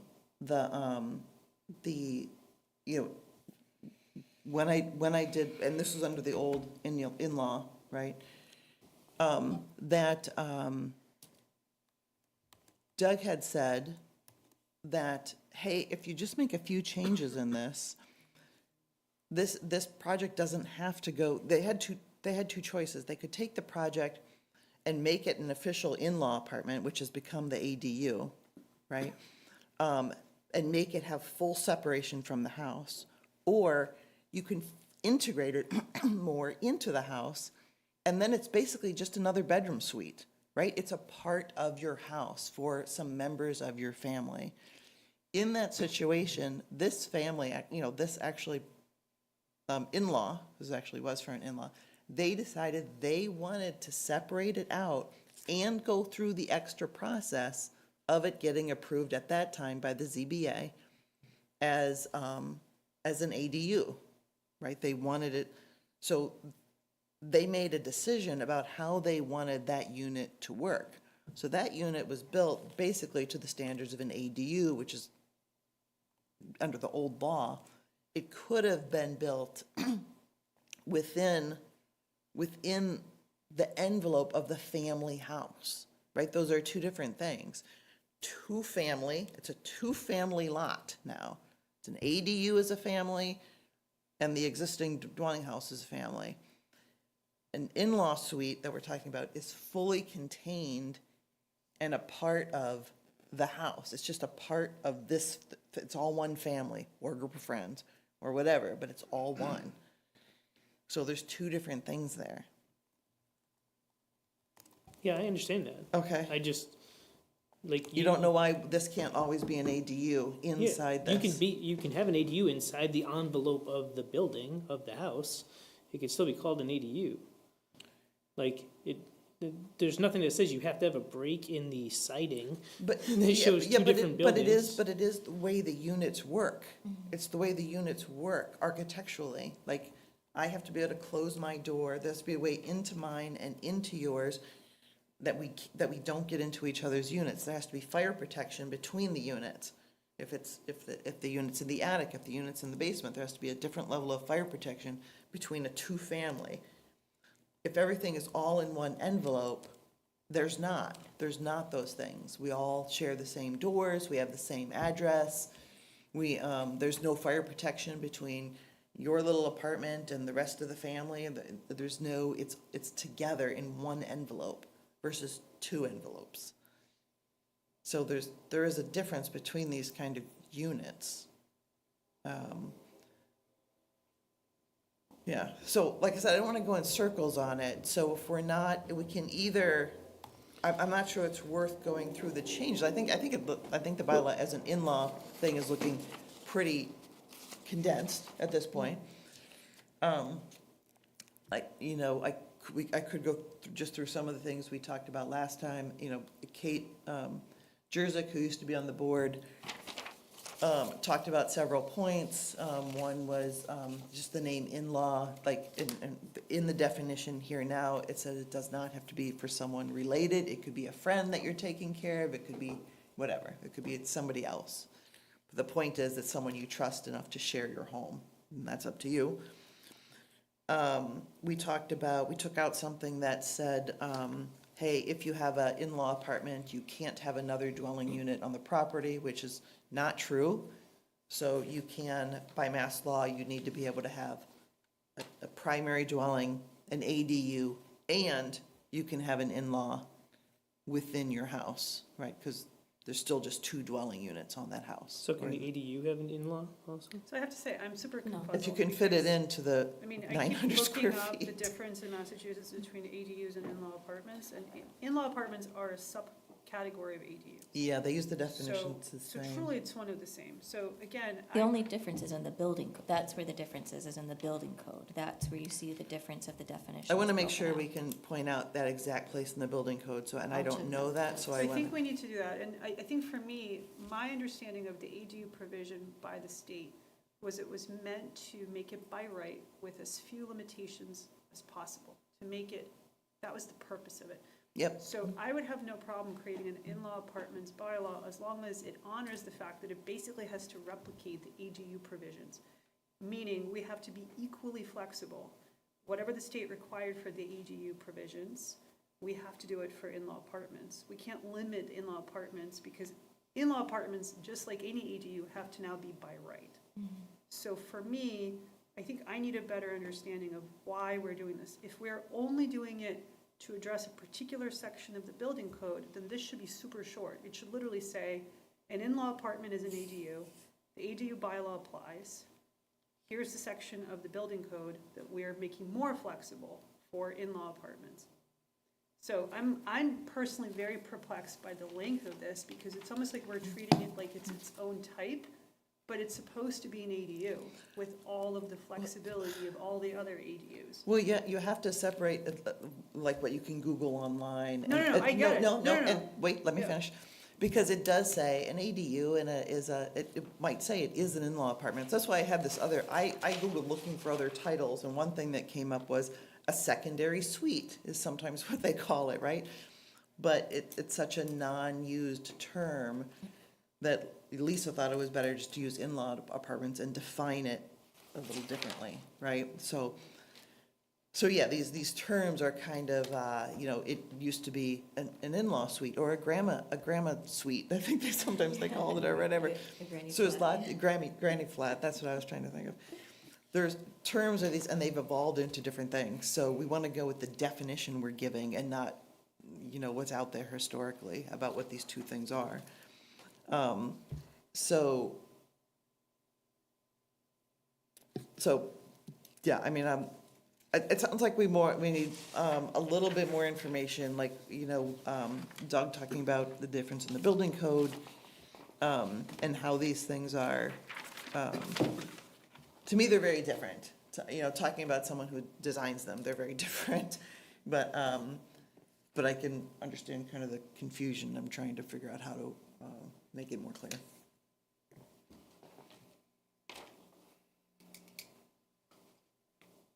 And I'm not sure what that, So for me, I think I just want to make sure that every single thing in here is exactly what the ADU provisions require. And if we Well, have well, different, but it The wouldn't changes- be, Yeah, the change, but. because they're you- not the same. They're not, because you can't rent it. So there's no boarders or lodgers, you can't use it as a but that's short-term exactly, dwelling. so this is where, are we confident that this is not violating state law? Because essentially what we're creating is an ADU, I know we're calling it something else, but technically this is an ADU by state law. We're pretending it's not, and we're putting limitations on it as to who can rent it, which is not the way an ADU is supposed to work No, per but, state law. but you can, So- but you can, remember then, but you can also have, you can have an in-law apartment and an ADU on the same lot. So if you can't, So are we saying that this is if you have an ADU and then you choose a second dwelling? Then that's what we should call this. We should call it second dwelling. It's not, it's an in-law, that we So should stick with what what's it's the referred to as second the building dwelling? code. The ADU is the second dwelling. There's a primary dwelling, the ADU is the second dwelling. The in-law apartment is folded into the primary. It's like having a two master suites. But why are we, if somebody was to come and say, hey, I want to build a master suite, I want to put a second kitchen, another bathroom, and another thing, why do we have to have, can they do that right now? Yes, Okay, so I can build a set of rooms in my house right now with a kitchen, a bathroom, and a bedroom. if you do that, Doug Scott, our building commissioner will say, you're building either an in-law or an ADU, and he would ask you to apply for that. If you have a bathroom, a bedroom, and a kitchenette, you can have a kitchenette right now without anything else, but if you have those three things, it looks like an apartment, you either have to apply for an ADU or an in-law. But right now, they So if I'm just, quite literally, if I'm just finishing my basement with those Yep. things, then with he's a gonna. bedroom, he's going to say this is an apartment. You need to apply for a permit for an ADU or an in-law. But as of right now, he cannot grant an in-law, a permit for an in-law, because it's not allowed under the bylaw. He cannot grant that use, even though Right, it's a so use he allowed would in the just, he would building just tell me, So- you have to do an ADU, and here you have to follow these rules. But, and you I may guess not be where I'm able to, you struggling understand, right? Is the state law Yeah, much more wins. restrictive. The state law wins as far as the definition of what an ADU is. So to me, it's really, really straightforward. We need to find the regulations from the state as to how they're defining an ADU under their new ADU law. If they're defining an ADU to include in-law apartments, the bylaw in referencing an in-law apartment needs to honor the state law now. So maybe our bylaw is not consistent with state law, but essentially, we're dealing with an ADU now. When you present an application for an in-law apartment, if the ADU laws define in-law apartments as part of the ADU regulations, you have to apply the state concept. You realize So that like I'm our, missing something but our, here but as our to why we need ADU this. bylaw was based on the regulations provided by the state and the wording the state gave us. That was our starting point for our ADU bylaw. Yes. Right, but And I know, thought 'cause I that wrote it. included- So if we, let's say we have this, right? Right. And I tell you that scenario, I'm gonna build this out, and he says, okay, but this bylaw is in place, and he says, okay, sounds like you have an in-law apartment. And I say, okay, and I don't know, and then I decide to rent it out, and then they come to me and they say, hey, you can't rent this out, because I put it on Zillow, I did whatever. Yeah, They said, hey, I'm allowed to, I built an ADU, and you'd it- say but- it's not, you've got an in-law. but the Mass State law says ADU and in-law are in the same thing. No, But they that's- don't. that's- No, they don't. And they use them synonymously, which is a mistake. And that's what happens when you have people who write the legislation who have never worked in a town government, because those people have never worked with a building I commissioner. don't think that, But I'd have to under go, the building code, he does have to treat them differently, and he needs a way to be able to enact on them differently. Well, he doesn't need to. He can just say, if you're building this thing, it is I going to be an don't know that ADU. it's legal for us to say you have have to build it as an ADU. I don't think we can legally require somebody to build an ADU, and then you're right. gonna end up with a lot of illegal in-laws. All right, so we're because gonna, there'll be no we're gonna permit. cut this off right now. This So is we have a lot of 8:45, time. that we've talked about it before. So we're gonna cut this off, we're gonna go back and get more information from Doug, more information from the state and what the state publishes. We're gonna get more information from Doug and about where exactly the problem is with what he's trying to do as far as like permitting things according to the building code, which is, he's required to follow. And then we'll see where the confusion is coming up, if we're doing the right thing, if we're not doing the right thing, if, you know, I don't know, because I think they're valid questions. Yeah, But we're just going in circles here, and no one at the table has the answers. So we're gonna wait and we're gonna go I get mean, them. those and are not really waste where our my time. questions are, is the use limitations that it lists on here about it has to be owner occupied, it has to, can't have any boarders or lodgers, some of those things that are on there, and then, you know, this part about, I know it got crossed out, but why was this even in there about the occupancy permit part? I didn't Yeah, because that understand. was that was the old law and that's why that was taken out. That was the old Got it. version, which I think was almost impossible to regulate at that point. Thank you. So, okay. We don't have a deadline for the proposed, so we have, you know, we're sending a notice of intent to the town manager's office to let them know that we have proposed warrant articles. We don't have to have the deadline for our articles submitted isn't until March 23rd. So February is pretty busy. I really think it would be a good idea if we could get town council to come to a meeting on this, if you'd be amenable to that. Yes, I think as long as we have all the other data as well. Yes. So, So I don't know if you want to put this off until the first meeting in March, because you don't have to close it. You don't have to close your hearing by March 23rd. I want to just keep kicking this down the road kick it to the February 12th, knowing that we may not discuss it at that time because we have a lot of, but if we have time and if we do our homework ahead of time, we'll have something to talk about. So I want to keep putting it on and continuing it, and we may not talk about it until we have time. Does that make sense? So if you keep seeing it on the agenda, that doesn't mean we're talking about it. It's just that if everything else drops out and we have new information, I want to be able to talk about it. That's fair. Okay, because otherwise we're gonna, everything keeps dropping out, and I don't want to have an empty meeting and Yeah, waste time. I feel like sometimes when 4 other people get to go have, and I understand why you're there and having that meeting, but when some of us have questions, we can't be there at the meeting, because then it violates town laws and stuff like that, but it's not really fair or effective for the rest of us to not be able to ask those questions at the time, so. It's hard for you because we had Doug Scott here, he actually was here for probably close to an hour, online, and you just weren't here. So he was here to answer questions. Okay, I didn't know that he was here for that. Yeah, so the meeting we had, that Jasmine and I and Doug had with Lisa was after that, because Doug had already gone to Lisa with his version of the in-law bylaw, the longer one. She had already kind of read through it, and so that's why we had that meeting, because she was reading through it again, so. Okay, I just stopped screen sharing. so we're going to, Yeah. okay, yeah, I'll take it. Janet, do you want to? Hi, sure. Janet Platt, 11 Rodman Road. I just have a comment. The link on the website goes to the housing production plan. So if you could The link, make the link link for what? for the in-law bylaw. Oh, When I okay. click it, it went to the housing production plan. So it was really hard to find what you were talking about.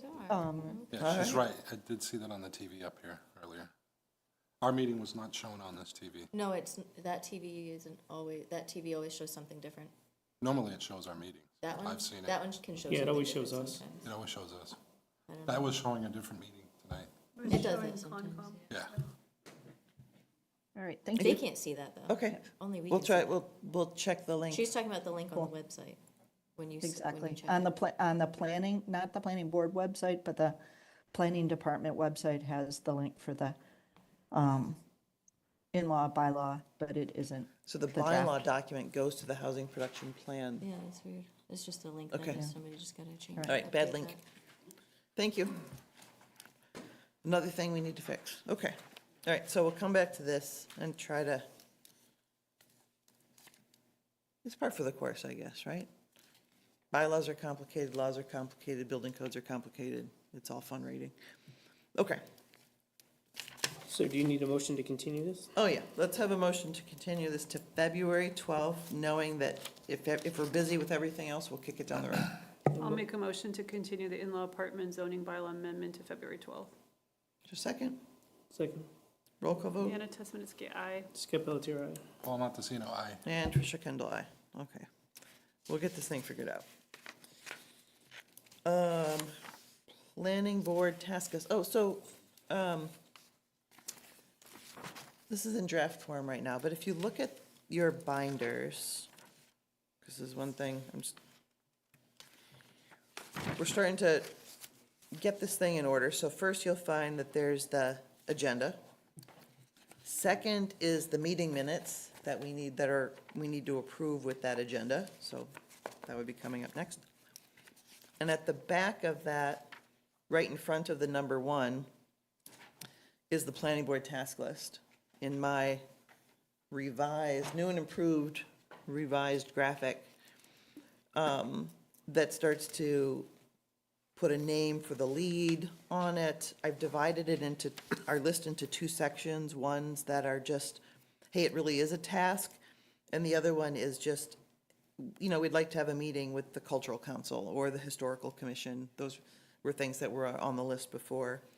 The 2 things at the bottom were things that were on the list, but I'm not sure are things that we're looking at pursuing.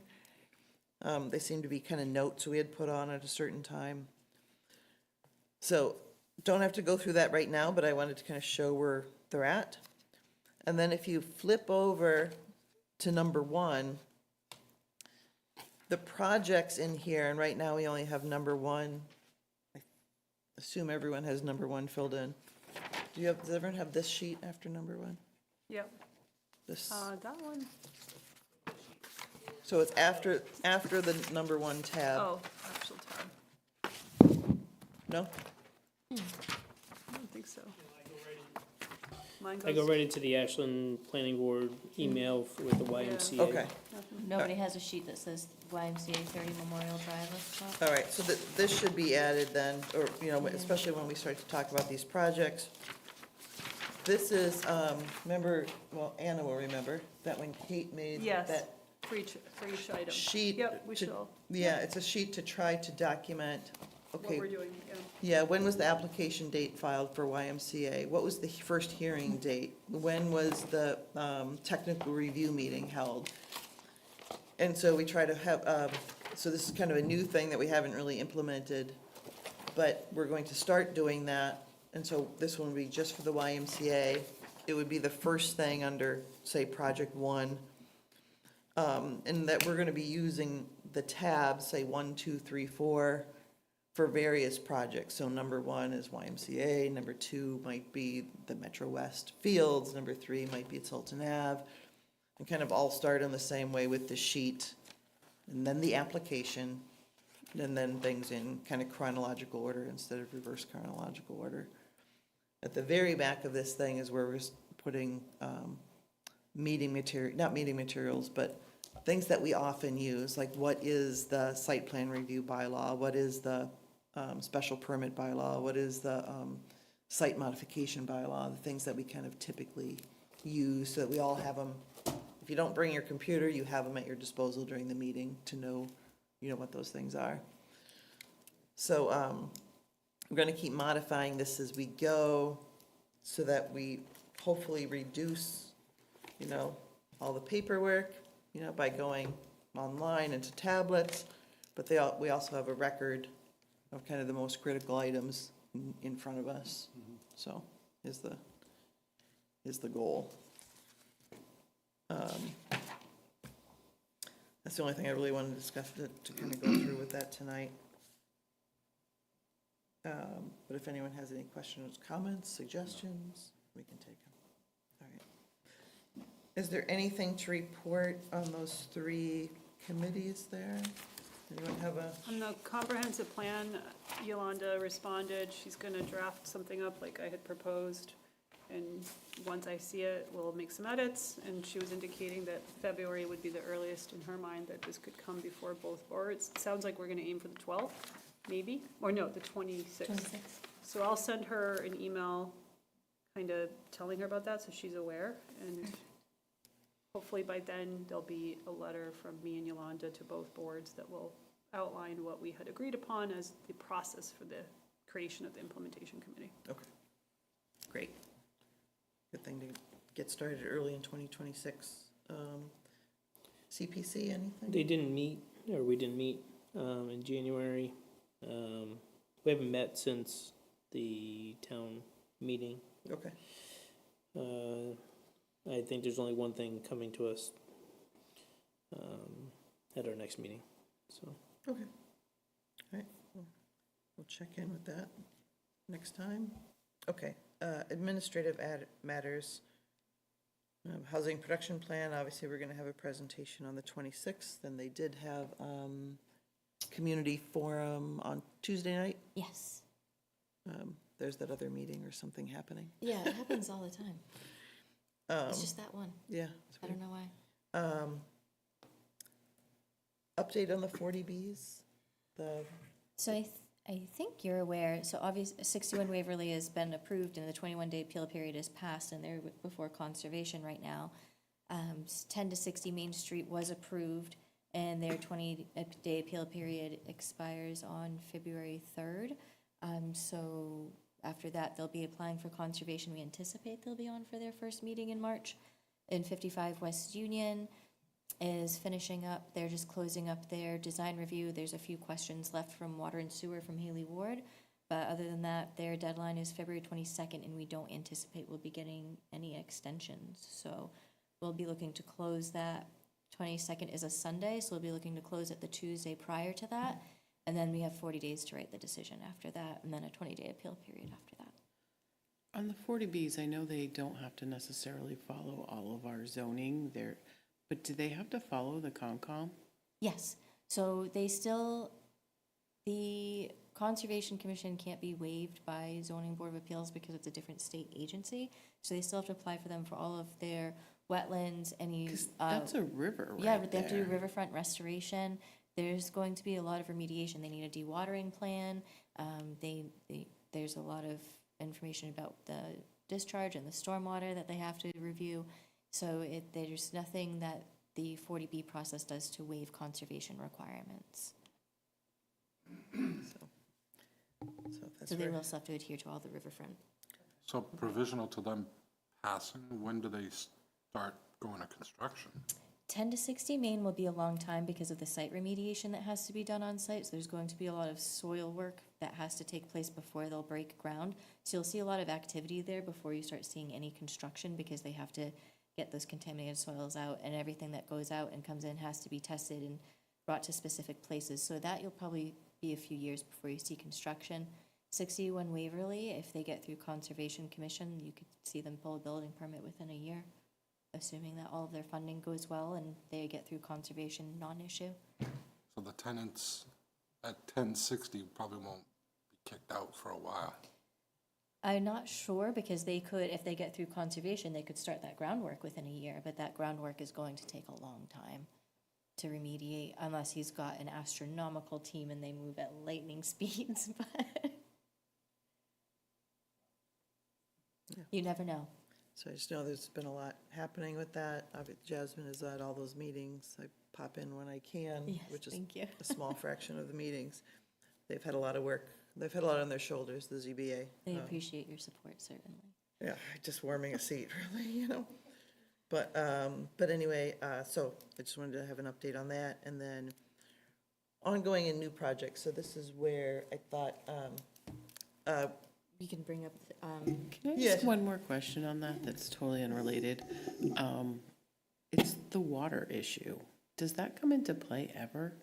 so you mean The like water fact that we don't supply? have enough water for our town and now we're adding we're doubling? So You the did see way the that, email, right? this is a What very email? simple, non-descriptive answer for a very very difficult question. So please excuse my nuance with my lack of terminology. This takes a lot more explaining than I have the ability to do. But essentially, we get our water from the MWRA, and we have a certain amount that we've already paid for. There is more water available if you pay for it. So it's not that we have no more water, it's that we've paid up to a certain amount, and we haven't reached that threshold yet. We are getting closer, of course, with these developments. We haven't reached it yet, but there is more water available if we so choose to enter into that agreement. Again, there's a lot, that's a very simple explanation, so please. I thought that was pretty good. Thank you. I'm sure there are some people watching that's like, that's really oversimplified. It is. What's the implication to the town if we have to get into an MWRA agreement? That I don't know the details Is it of. short-term or is it a long-term agreement? Likely you'd want a long-term agreement unless you have something else in mind. I mean, we do have some areas in town that are marked for potential aquifers, but they're not designated at this time. So you have you would want to explore some options depending on what the financial situation looks I mean, like. this but topic was luckily- raised, I mean, I kind of raised it up last month with, in December, with the concerns about the water usage. Because it kept coming up in emails. Yeah. One that just came out this week, and it's like, okay, at least it raises the concern to ask, are we okay? And will we be okay if there's Right. a run on the water? Right. That's something we've discussed. A water study is, we would like to get a quote for what it would be, but I don't know that we'd have the funds to follow through with such study as much as we might like. Is it something we can put on some of the larger developments as part of their approval, that they have to do like a water study? We can run that by council. The issue with that is that, here's the problem, is if you haven't done it all along and all of a sudden you do it for one developer, now you're doing something that's not normal and you could be picking on them, and that could be a case for court. And they could say, they're putting unfair regulations on me, unreasonable restrictions, unreasonable requests that are making my project uneconomical. So I'd have to ask council about that one, because it really depends on what you're asking. Obviously, there has to be a point at which you have to start doing things. So what's that threshold? And is it something that you I don't know, it's all developers over X amount of units have to do this, and then Right. it's fair for everyone? Right, and that would be something, like if we put that in, I don't know, design guidelines or put it in the site plan regulations, then it's very fair as long as we put it in our regulations. But as of right now, we don't have anything. It would just be conditional, and that's where that risk comes in. Is it in our purview to ask for there being some conservation, mitigation to collect rainwater to use for some? You can make a request, but to be able to condition it, if they can prove that that would make the project unfeasible, I don't think we could condition it that way. You could create a bylaw. Exactly. So we absolutely have Yes. jurisdiction to create zoning bylaws. To create, yes, you'd have to do it So we through could zoning, add that not a to this condition. wonderful to-do list. And if you Because want a lot to of lead these some buildings- research on it, I think it's something that keeps coming up in our town. Whether we can buy more water, that's all handy and dandy. Like, if I travel somewhere and the water source is limited and I have to bring water, that's nice that I can afford to do that. That's not ideal, it's not sustainable. So if we as a community care about it, it keeps coming up. Technically, the jurisdiction over water lies, I believe, with the select board. I believe it does as well. But jurisdiction over the zoning lies with us relative to certain requirements. So that would be the most sustainable thing for us to do as a community, just like we've been talking for years about a tree bylaw. And the water keeps coming up and bursting pipes and all this. That's the power really of, and I believe this was somewhat addressed in the comprehensive plan as a concern, as something that we should be thinking about and could be part of the implementation committee's discussions, but it doesn't prevent us as the planning board to start drafting a zoning bylaw that addresses it. I think it would be good to both see what comes out of the implementation committee as far as priorities, because we can't do everything at once, and to look at our checklist or the task list that I was just talking about. We can definitely add this on, but to see, okay, of that list, which ones are our priorities? maybe relative to what's on the list, maybe that wouldn't be a priority, but we have to weigh them all and see which one would we, one or ones would we want to start working, 2026, start working on, so. Are there any examples in the state of Massachusetts where somebody has created a water conservation mitigation plan? No idea. I think that's worthy of research. Like, if you're willing to look into that, let's add it to our to-do. Let's put it on the list and let's Yeah, give it a put on run the for list a little while. and do and see. some research and see what you can find. I don't mean to make it a mounting topic, but concern I have is we run out and we have a problem. And that's a real concern. And Well, then, and if you have to And if pay you for run out of more water- water, we're all paying for that. Right. So is there a way to mitigate it? You know, if you have a huge development, I don't know what the codes apply to a huge development, but do you force, like, if you have a development over a certain amount, you've got to use ultra-low flow everything so that you're minimizing water and go above what the plumbing code requires. I don't know. all Or could you be would donate all on to the a table. fund, or Right. put land into an aquifer or something. Well, I mean, they get a water bill, they pay it Yeah. just like the rest of us. I mean, Yeah. just because they consume 160 times the amount I do, I mean, their bill will just be 160 times higher. How much of that do we make on the water bill? Does the town make any money on that? I have no idea. It goes right to MWRA, right? I believe so. I don't believe that we have any, that we collect any. Maybe fees it's, for that. looking at our planning board task list, and one of the things on there is to, under the second section, is DPW, understand infrastructure capacity and potential updates to regulations. It's already on our task list under DPW. So it sounds like the first thing we would want to do is invite DPW, Doug Small, say, we have Doug Scott and Building Commissioner, and Doug Small is in DPW. And try to maybe understand more about that, to educate educate our board more about that. February looks a little busy, as we Yes, already yeah. discussed, but maybe it's a thing we should try to get on our agenda for March, is to just really try to understand DPW. And that would be a good starting point. Not that research, if someone has an interest, can be done in the meantime. If anyone wants to put their name on one of these, like they're interested in water or they're whatever, let me know, and we will just fill that in. Do you want me to get you his contact? Understanding, like water? Okay. Water, okay, I will put you in touch with him. great. Okay. All right, so other thing I wanted to look at on there, under this topic is just so that everyone would understand a little bit about what was going on at Zero Cross Street, because those emails have been going back and forth since the first week of January. And if you can just give a synopsis of the issue there. Absolutely. That would be great. So this little tiny triangle right here, this is Cross Street. This is Zero Cross Street right here. This entire large parcel in Hopkinton is, this one in particular has a solar farm on it. This is 71 Frankland Road in Hopkinton. So on this project in Hopkinton, a developer had come in and he applied for this project to put in solar panels. Hopkinton said, yes, you may. So this property owner, sorry, let me back up, owns all of this property right here. This is contiguously owned, including, see how this line continues here? He owns this corner in Ashland as well. So all of this is owned contiguously by one property owner.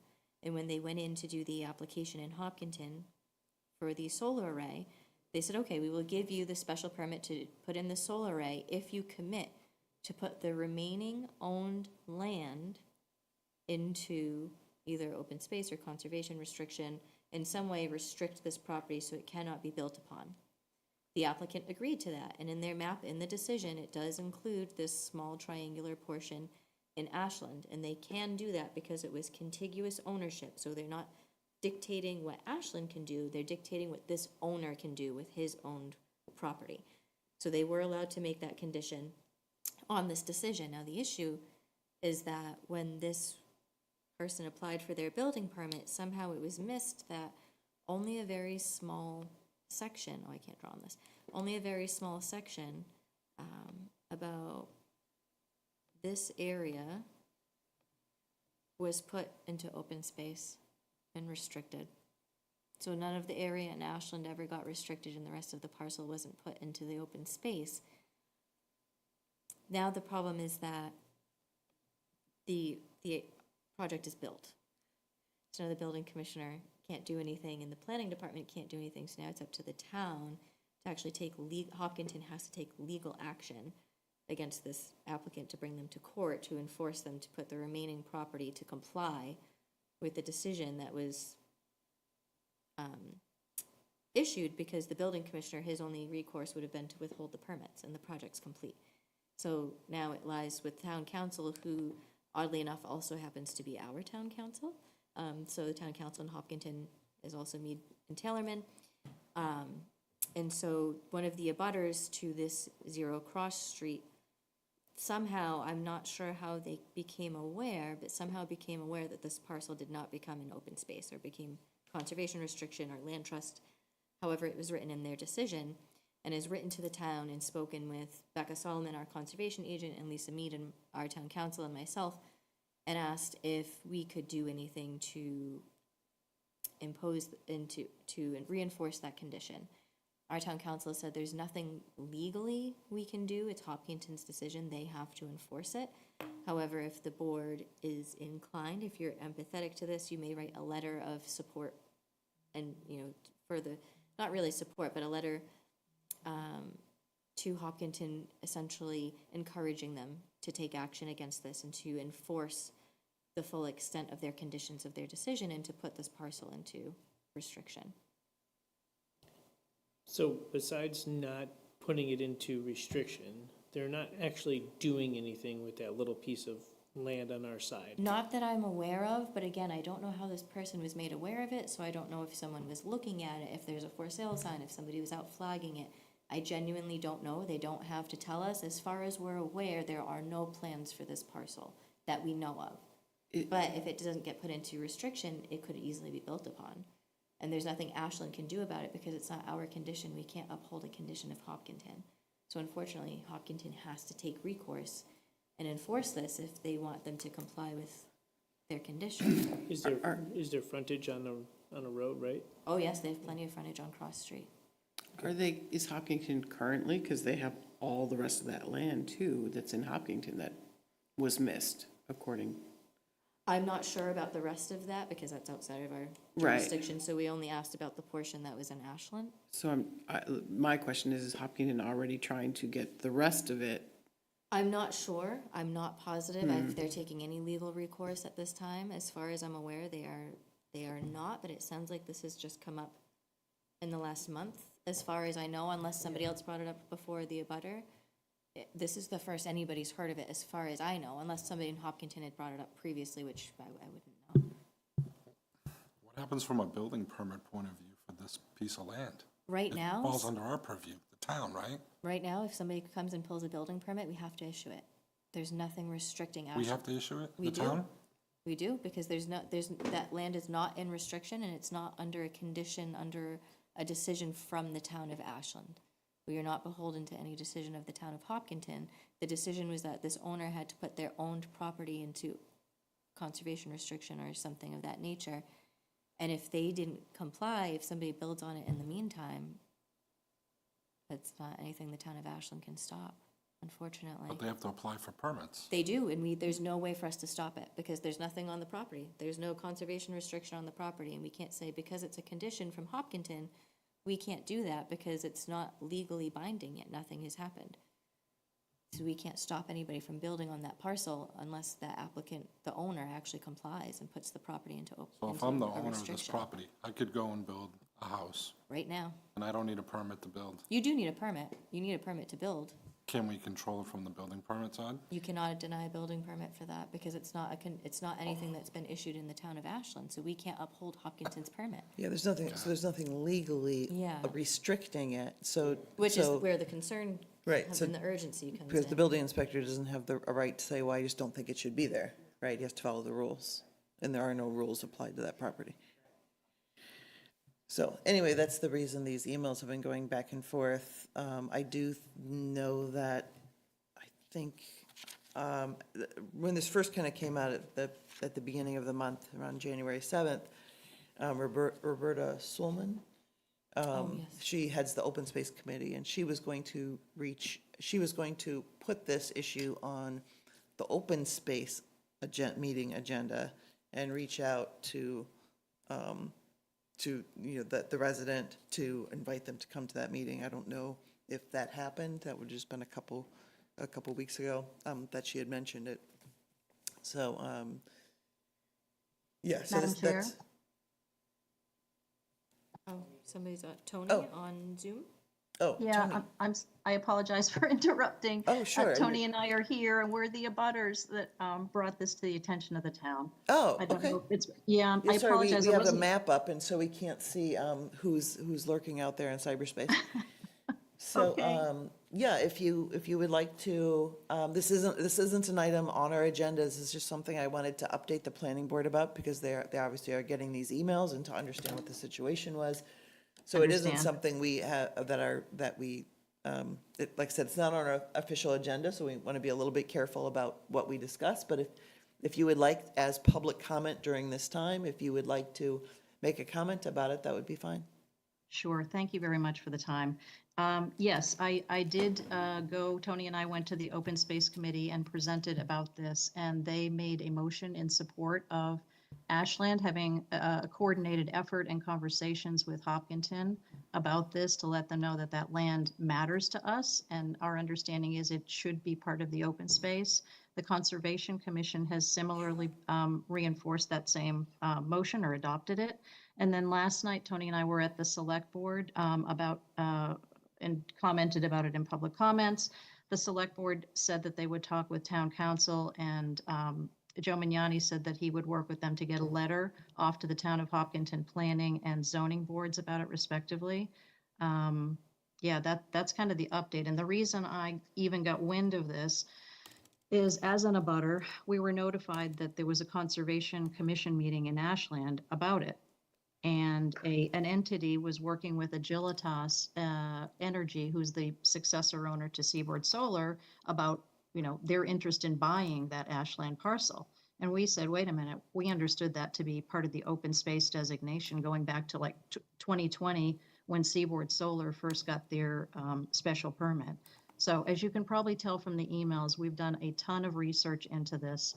I've talked with the Hopkinton Area Land Trust, who Agilitas still hasn't transferred any of the land to them.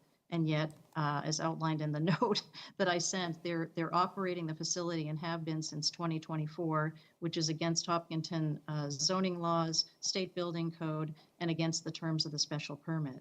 They haven't, as far as I can tell from public records, been granted a certificate of occupancy from Hopkinton. So technically, they're not legally operating from a town perspective, but the whatever the state energy powers that be have granted them the permission. It's a separate permission for them to operate. So it's kind of a complex situation, but the land is a beautiful parcel. Part of the trail system is there. It was meant to be protected habitat for the community, the greater Ashland and Hopkinton community. So we just feel passionately that it's the right thing to do for that land. It's a beautiful piece of forested property, and it just, the intention and the commitment of Seaboard and now subsequently Agilitas Energy, they should be upheld to that commitment to the community. Thank you. Yeah, so I think the question here is if, and I was unaware of any of the other letters being, the letters of support kind of being written, by the boards. But if the planning board wanted to, wanted to formulate something as well, again, we don't have any jurisdiction. We have no power to tell Hopkinton what to do. No, I understand. I Yeah, understand. yeah, but we can weigh in, I guess is, is our only, is the only jurisdiction we have on that. That's exactly what I was hoping. I feel like the weight of multi-boards in Ashland letting Hopkinton peers know that this matters to us and that, encouraging them to enforce their rules because they have the authority and they have the obligation, candidly, to enforce those rules. I'm not sure what's taken so long for the transfer to happen because Agilitas Energy in, Rochester? In Rochester, Massachusetts, they did transfer about 200 acres as they were supposed to. So I'm not sure what the holdup or what the issue is in this case with Franklin Road. Oh, yeah, yes, and that Ashland property we discovered has been on the market, even though there's never been a for sale sign on it. Apparently it was listed on sites, and again, Agilitas has offered a purchase option contract to a land developer entity from Hopkinton and Holliston. So it's very disappointing to us, and it's just not the right thing. So any comments from the board on that situation? It's complex. It's unusual and complex, so. I mean, my thought is this, I think anytime you're gonna send your thoughts and prayers to a different town or community, you have to link it to Ashland very, very strongly. So I don't know if I would want, as a planning board member, to start getting emails from other planning boards on things that don't substantially impact other communities, unless we're working together collaboratively on a project between multiple boards, multiple cities. So my only thought would be, if we're gonna start commenting on other towns, we just need to kind of come up with a standard of when we do it, how we do it, so we're consistent and we're being respectful, because we're gonna be treated the exact same way. Absolutely, and just, I have lots of information I can give to you that would help you comment, but one of the comments I made last night to the select board was just that designated open space land, that was to offset the deforestation from the solar array, which is about a 23-acre solar array. It was mitigation that justified the solar project's approval. It's to preserve habitat, to maintain trail connections between Ashland and Hopkinton. So it is something that was promised to both communities and both communities enjoy. And it's to protect the watershed and the downstream resources, because there is So a that's pond. the connection, and, Yes. I think that's the important kind of link, to basically say, look, this is how it impacts Ashland. Yes. I do wonder if this is better from the select board, the planning board, or both. I mean, I, for one, would entertain, like, if you, and I'm so sorry, I don't recall your name. This is Susan Thorne and Tony Quattrone. So, if Susan presents the planning board with some kind of proposed language that she wants us to share with another community, I'm game for reviewing it as part of our next agenda and thinking about it. I'm just kind of generally commenting that we as a planning board, this particular planning board, just needs to realize that once we open up that door, we need to have a precedent that we're comfortable with some standards, and it becomes a two-way street. Did they say that the select board is already writing something? I haven't heard from the select board on that. I know there's been a request made, but I don't know if there's been a vote made. They did just meet last night. Why don't I reach out to Joe, who's the chair of the select board right now, to see where they're at on theirs. It might be something that we can collaborate on. I was thinking more like just tag on. Yeah, Like- yeah. like not even I mean, given that collaborate. we're kind of just this wasn't even on our agenda for tonight, Yeah. right? So, so let me catch up and see where the select board and Joe is on this, and we can, Sign along with them or whatever. yeah, we can kind of, it might mean that if things are happening more quickly over there, it might mean that if they just met last night, then they're probably just with us, kind of. Yeah, I don't think they would have had it drafted yet. Okay, let me find out, and we can, you can always, Jasmine can always send out some kind of notification to see where we are.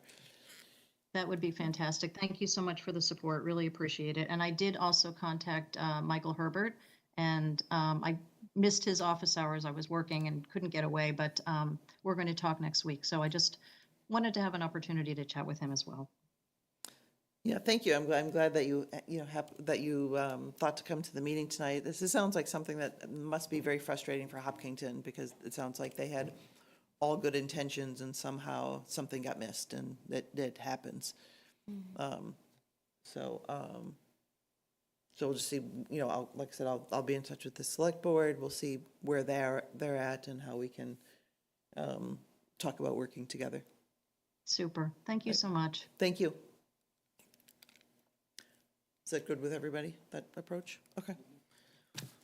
Great, and then, okay, so upcoming meetings, as we know, February 12th, and then, meeting minutes review. Oh, Let's take care of that. I didn't have a chance to look at them.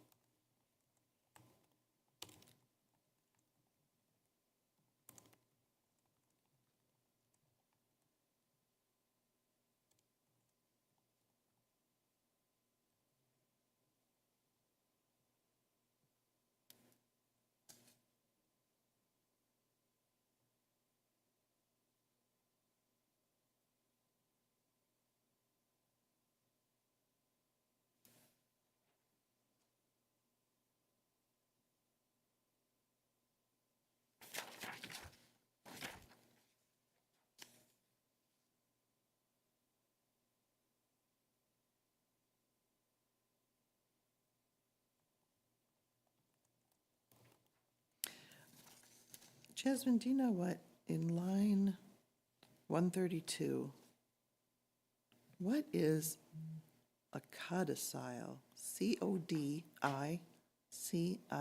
I don't know. Is that a typo, or is that a word I don't know what it I means? think that's a typo. The guidelines had a codicil. Codicil? Line 132. I don't think that's, I'll have to go back and listen, because I can't even think of what What that would be? It could be a word that I just don't know the word, It's, but I don't think that is a word.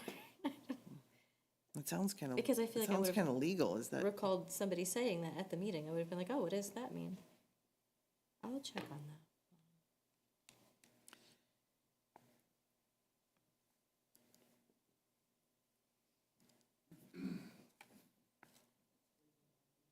that. Oh, It is? Okay. a legal doc, okay.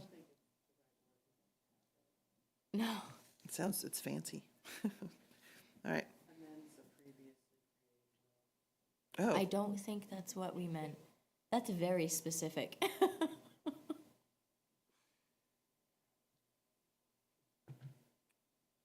Yeah, we can go back through and listen to those and see what that's actually supposed to say.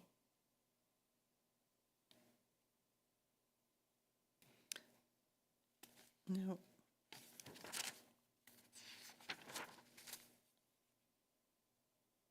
Okay, yeah, so, also, it says that, Which line is this? I'm so sorry. oh, no, never mind. Okay. I thought it was a mistake, but it's not, it's okay. Okay. I was getting, Is it? Okay. I mean, it's typically to a will, but I'm thinking it's usually a change to something, like a minor change. So maybe that is the word that they used. Okay.